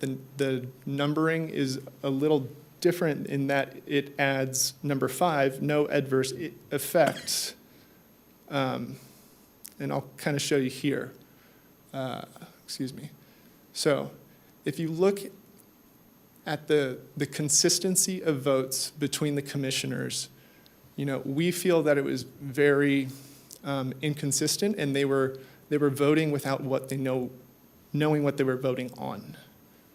Whereas in the master plan amendment, they denied compatible land uses. In the regulatory zone amendment, no opposition. Sure, this may be a number thing in that you adopt number 5, no adverse impacts, whereas 6 then becomes 5 what it was before, but it was inconsistent and very hard to swallow. And with that being said, I will leave the rest of the time to the developer.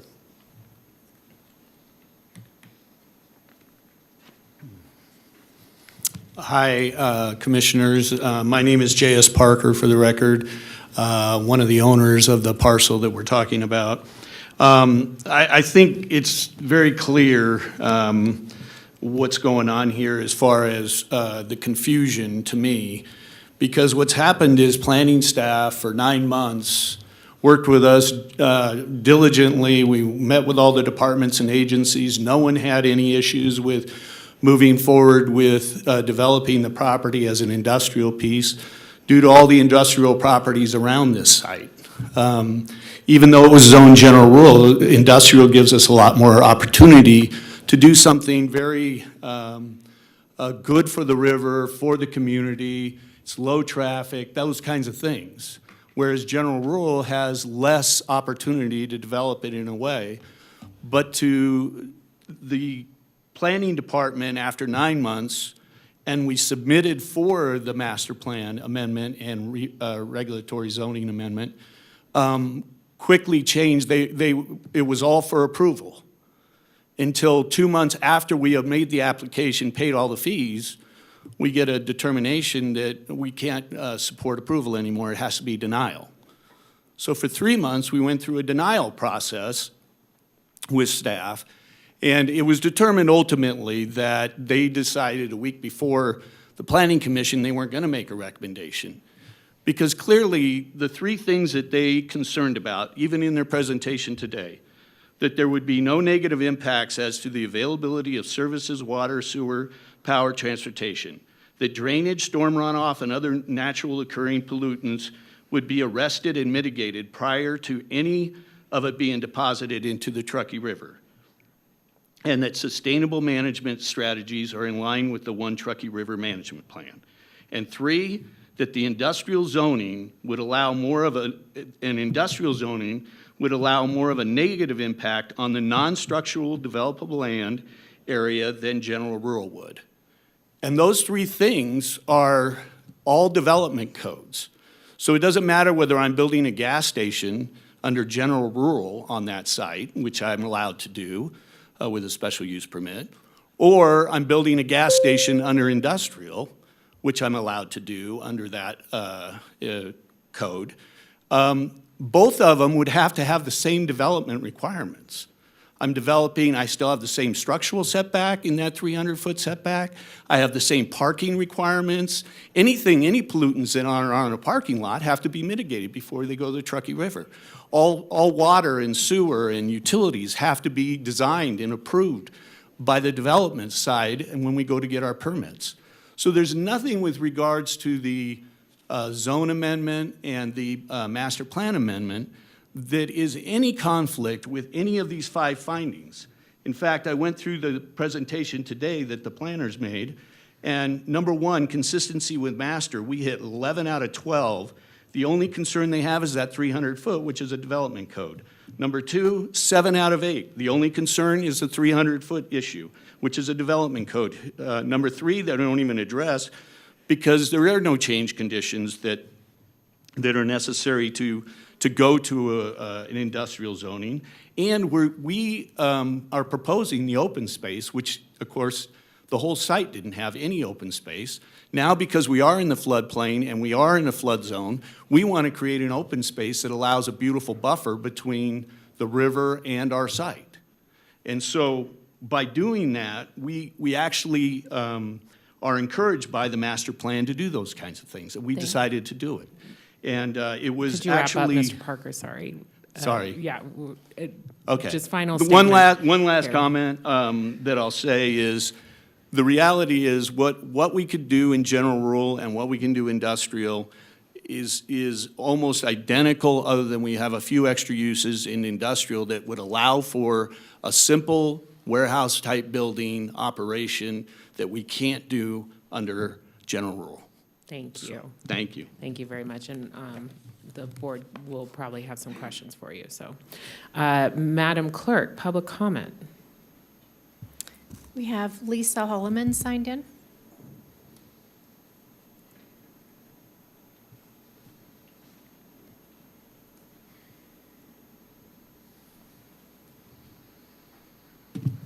Now I'm experienced.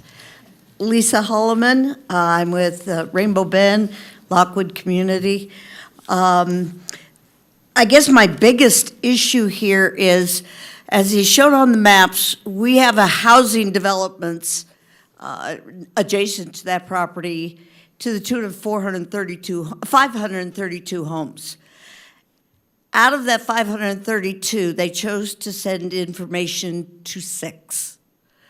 Fortunately, we have a very strong community there, and they passed out the information, and we were able to attend and show representation at the meeting. They did one by Zoom, then they had the planning meeting, and we had representation there. And, I mean, we have a very dedicated community. So I'm concerned that if they show little respect for this community right next to them, what will they show when they start to develop? I believe these guys are just trying to turn the land over at a higher value. So we have no idea what will be built. The other issue is, they said their availability, I went through the 5 requirements too. On your consistency of master plan, there is no consistency going out that way. The closest use, or the closest facilities, is 4.5 miles to the west, which is Vista. Other than that, you're in Story County, and they have not approached there. Compatible land uses, they mention an industrial section to the south. That is office buildings. That's not an industrial section. Most of them are vacant. And so it does not impact the residential area with the help of one small little grocery store type thing that is there. It says response to changed conditions. He said nothing's changed. Well, that land has been used by the wild horses and by the community as emergency land. And the community does maintain it. They tractor it, they keep it level when it gets full of mud and stuff like that. Across, Washoe County has developed a park that, again, the community's out there. We have Truckee River Management that we come in and do a river cleanup along that area constantly. So without utilities, they have to put in a septic and sewer and well. Well, that goes right darn into the Truckee River water plane. And they talk about paving over that 300-foot easement thing. Well, what do you think all the trash and debris and fuels and oils, rainwater's gonna wash it downhill into the Truckee River. And you can't dig. There's nobody else signed in. Anyway, Lockwood has a lot of concerns that need to be addressed. Thank you. Thank you. Okay, I'll turn it back to the board. Commissioner Garcia. Okay, Commissioner Andriola. All right, do you need a second? Okay, Commissioner Clark. I think I made my comments earlier. Thank you. Okay, Commissioner Andriola. Thanks. I'm going to ask the attorney, if I could, if the only two options that are before us, I just want to get clarification, please, is to either affirm the decision of the Planning Commission, which essentially they unanimously voted to deny the application, or to reverse the decision of the Planning Commission, which means that we would be approving it. Are those the only two options?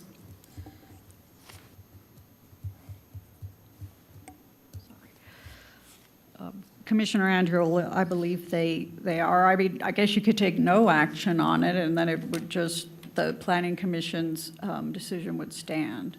So. But it doesn't sound like this one needs to go back for further information or anything. The Planning Department just conceded that they could find a basis for the findings and a basis for not making the findings. So that's what you guys get to do today. Sorry. Everything was good till you said that last statement. May I ask the appellant a question? Absolutely.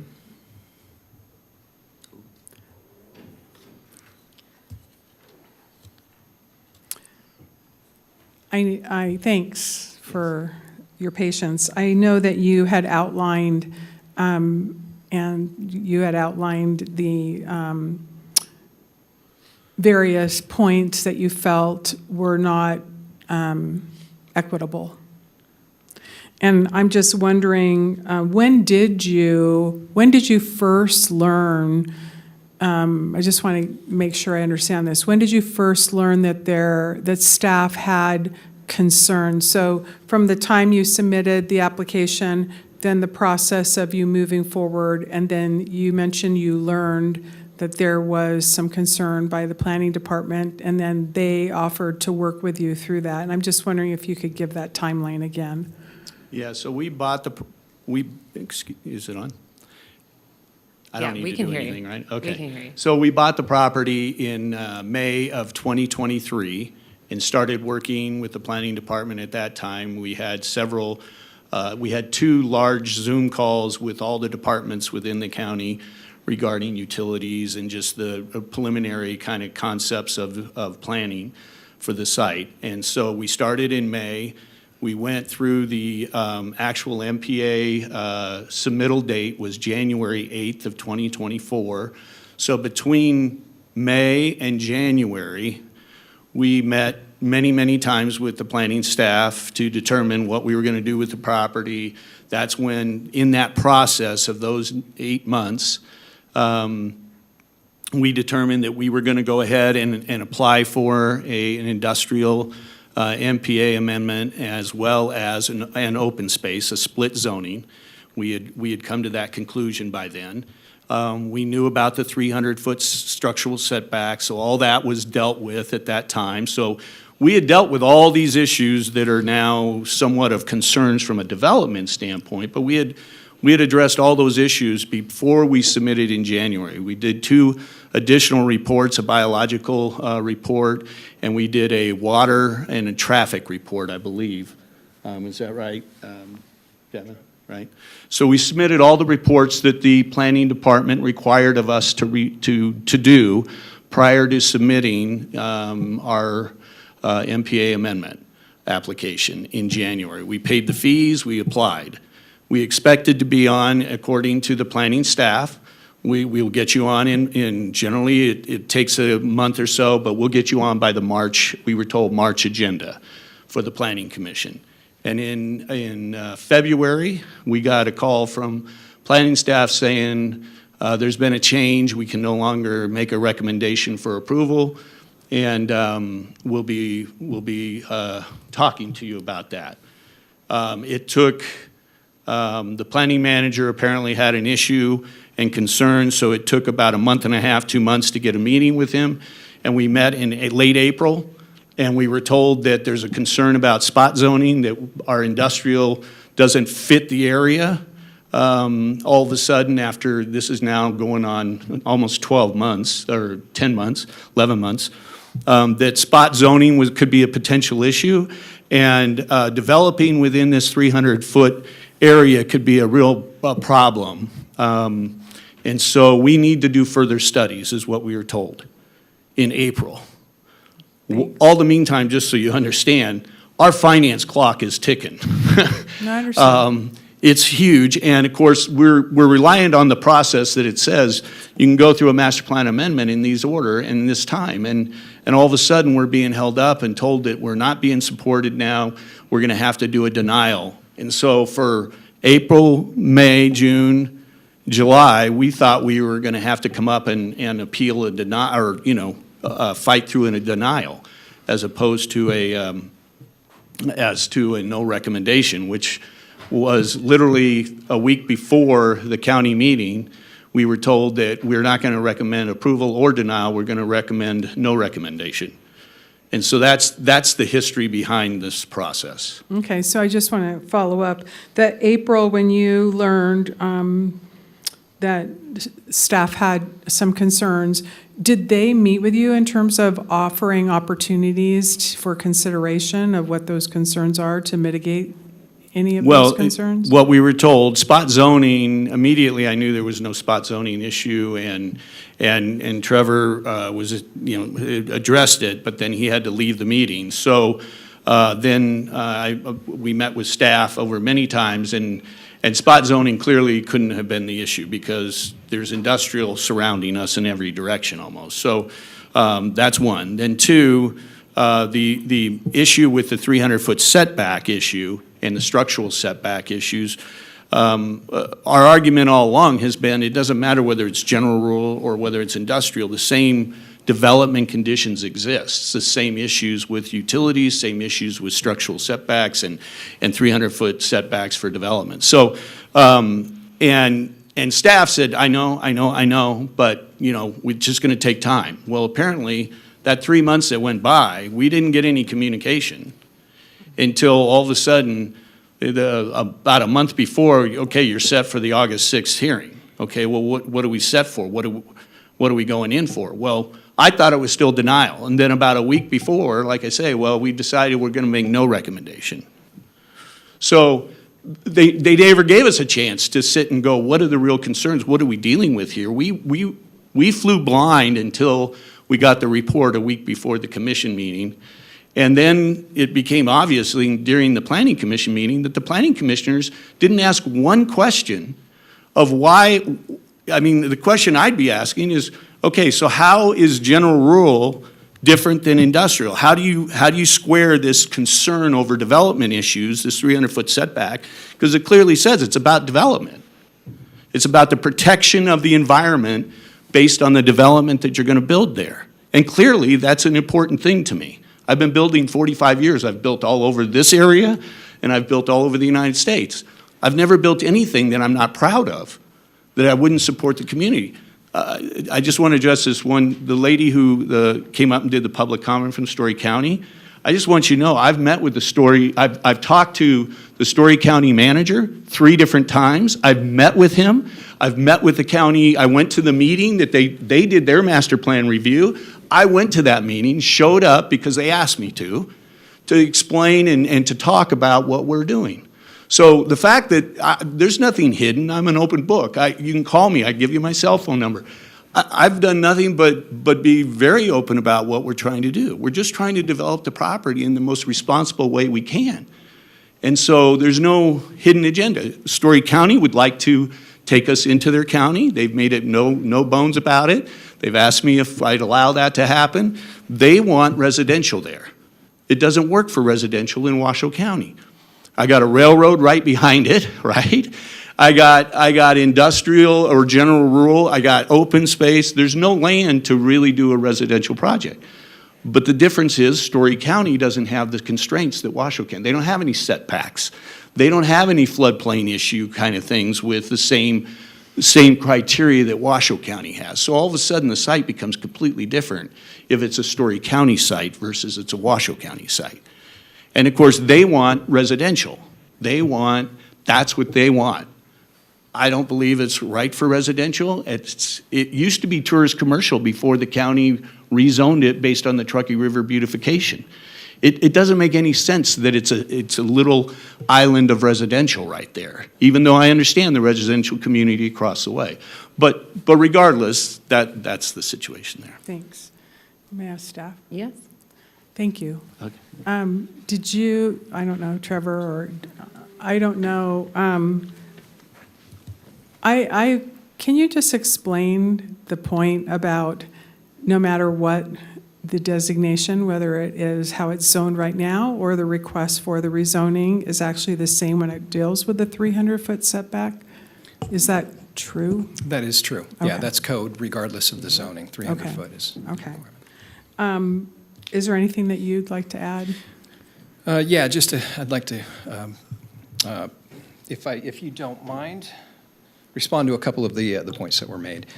First of all, the applicant did schedule a couple of pre-development meetings.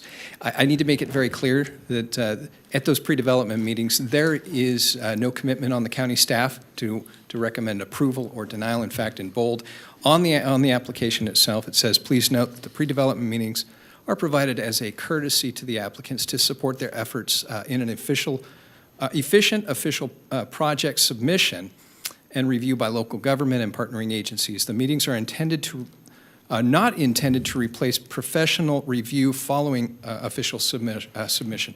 Not only that, we also make that very clear at the meetings. It said the full review and analysis is going to happen after submission. Right now, it's an opportunity to discuss with all of the partnering agencies the big issues, infrastructure, any red flags that come up. But it's in no way intended to be an approval from Washoe County. So there was no verbal or written communication saying that, yeah, we are going to recommend approval prior to submission. That just doesn't happen. Secondly, we did meet with the applicant, and we did offer an option, and that option was may want to consider, this is after, of course, after they submitted the application. So we did offer the option of possibly scaling back that industrial so that it would be located, all of it, outside of that 300-foot setback. And then we were waiting for their response. We didn't hear from them but until they said, what's the status? Why aren't we moving forward? Why aren't we scheduled? And at that time, we immediately scheduled the item before the Planning Commission. So that's essentially what happened. But we are willing to work with the applicants. We want to work with them to see this project move forward. Thanks. I have one more legal question. Okay. If the commission upholds the decision by the Planning Commission, what happens to the applicant? Can they resubmit another application, or how does that work? Thank you, Commissioner. I believe they could file a petition for judicial review. Okay. Just trying to make sure we all understand Where we're at. Yep. Thank you. Well, as a recovering planner, and I know it's such a hard job, and so I know that balancing all of these issues is really tough, and getting into the minutia of it all, I just admire your work. Thank you. But to me, I see how it meets all the findings. I don't see the concern. I think a lot of the concerns that we're hearing on the pollutants, that's a building permit concern. Water and sewer, building permit concern. And no engineering issues. We had no comments from engineering. That's the roadway concerns that we heard. Noise and lighting, that's the site plan. That's a building permit concern. So, and then that open space, to me, guarantees no issues with changing of hands with the property, because obviously we don't know who's gonna sell it. We don't know what the next steps are, and the 300-foot setback, we know that we still have to meet that, the developer or whoever comes in after the zoning is done. So that's where I'm at. I feel comfortable reversing the decision of the Planning Commission, and happy to make that motion, but I want to hear from the board if there's any other discussion that folks have. Commissioner Garcia? Yeah, yes. Yes to all of that. Okay. And I was really just hoping that some of those more detailed responses would have been included during the Planning Commission meeting, that we would have heard stronger leaning from our staff to help us avoid any potential litigation and everything. And I too find the findings, and that's where I was wrestling, because I was scratching my head, am I reading this correctly? How can there be so many denials? And I'm so glad you provided that one slide of the tallying of the votes. I actually did the same exact thing. I was super confused.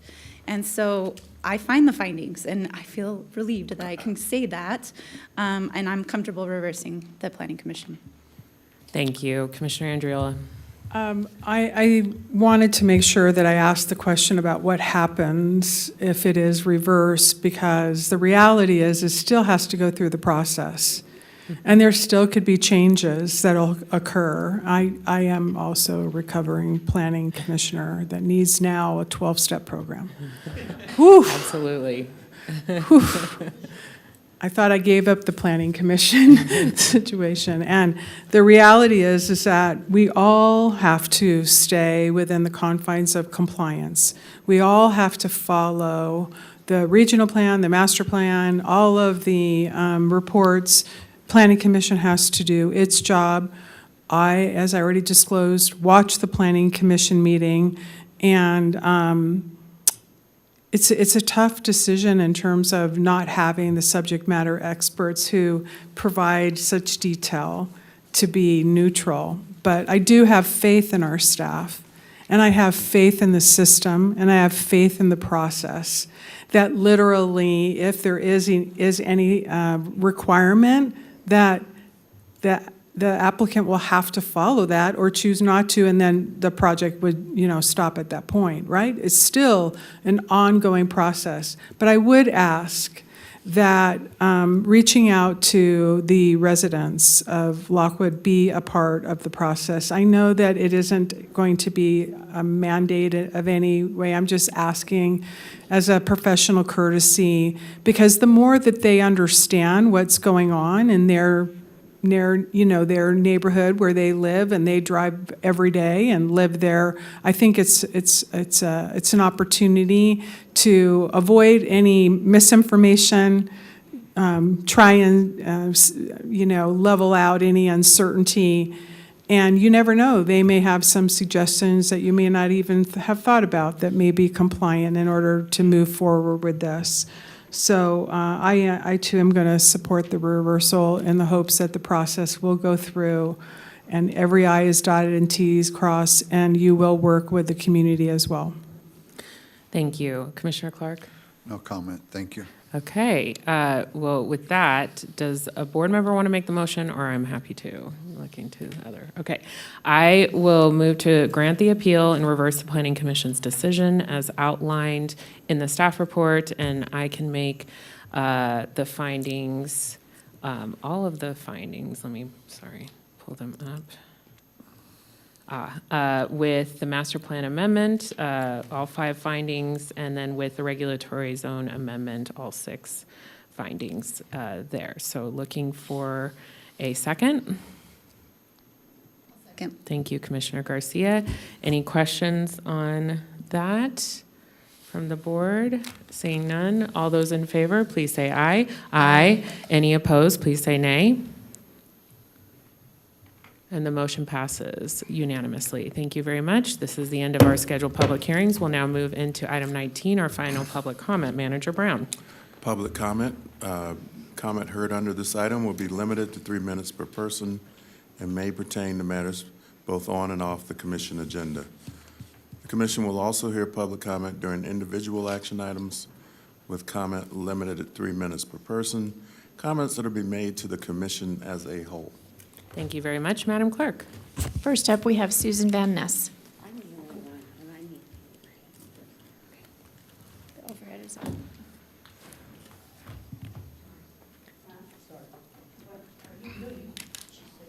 Ms. Van Ness.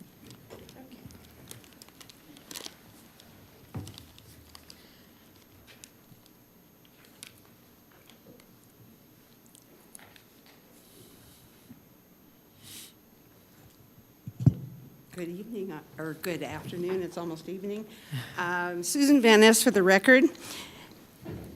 I'm passing out a court document from the United States Supreme Court. The reason I'm bringing this forward is, as of 9/27, this case has officially been docketed by SCOTUS. Now, to be docketed by SCOTUS means that one or more of our U.S. Supreme Court justices has reviewed this and issued a docket. What they probably looked at were these questions presented. First Amendment right to petition. Does the failure of state and local officials to address, respond to legitimate election grievances constitute a violation of Beadle's First Amendment right to the petition the government for redress of grievances, thus undermining a fundamental Constitution protection essential to democratic governance? Number 2, pleading standards and rule. You can look all these up on their page. Did the district court err in dismissing complaint under NRCP rule when the complaint contained a specific and detailed allegation that compiled with the pleading standards set forth in NRCP Rule 8A2, thus preceding a premature dismissal?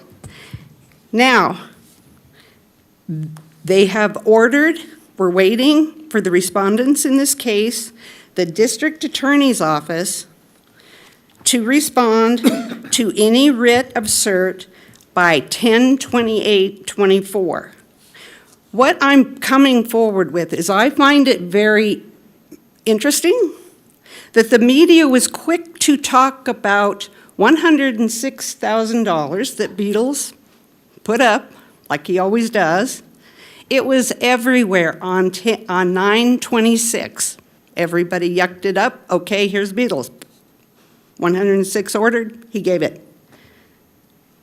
But the next day, this is a big deal for Washoe County, for anyone to get something before SCOTUS. We heard crickets. Now, why is that? I guess the citizens have to bring it forward, but I've been on the phone last night with several people in the North Valleys who've been having problems voting, and I'll bring those up, but they knew nothing about this. Where's our media? Thank you. Thank you. There's nobody else signed in, but I see that Ms. Holloman would like to speak. Hi, Lisa Holloman. I just wanted to say thank you to all you guys. This is the first time I've attended a commission meeting, and number one, I'm extremely impressed. And when I think of all you had to research and learn and study before you held this meeting, I am flabbergasted. I will never run for commission. And I just want to thank you, and that's all. Thanks, and I'm going to go be nice to my commissioners now. Thank you so much. There's nobody else signed in. Thank you, Madam Clerk. Okay, we'll now move into item 20. Manager Brown. Item 20 is Commissioners and County Managers' announcements, reports, and updates to include boards and commissions updates, requests for information or topics for future agendas. Do you have anything for us, Manager Brown? I do not, Madam Chair. Commissioner Garcia? Yes, come back to me. Okay, and Commissioner Andriola? Okay, Commissioner Clark? Okay, well, I promised Mr. Cashel, who came to us on the community block party for Sky Tavern, I'd announce it during Commissioner comments. So it's Saturday, October 26th, 11 to 3 p.m. at Sky Tavern, and it looks like it's open to the public. Any other? Commissioner Garcia. Yes, I'm ready. I just had to pull it up. Just wanted to let the public know that RTC will have free rides on Election Day across all RTC transit options. So keep an eye out for that. Great announcement. Commissioner Andriola. I just wanted to, again, do a shout out. It feels like I'm going to be constantly thanking the county manager and Assistant County Manager Dave Solero, but we continue to work through with even Congressman Amadei's help on the possibility of a shooting facility at the Golden Eagle Regional Park. And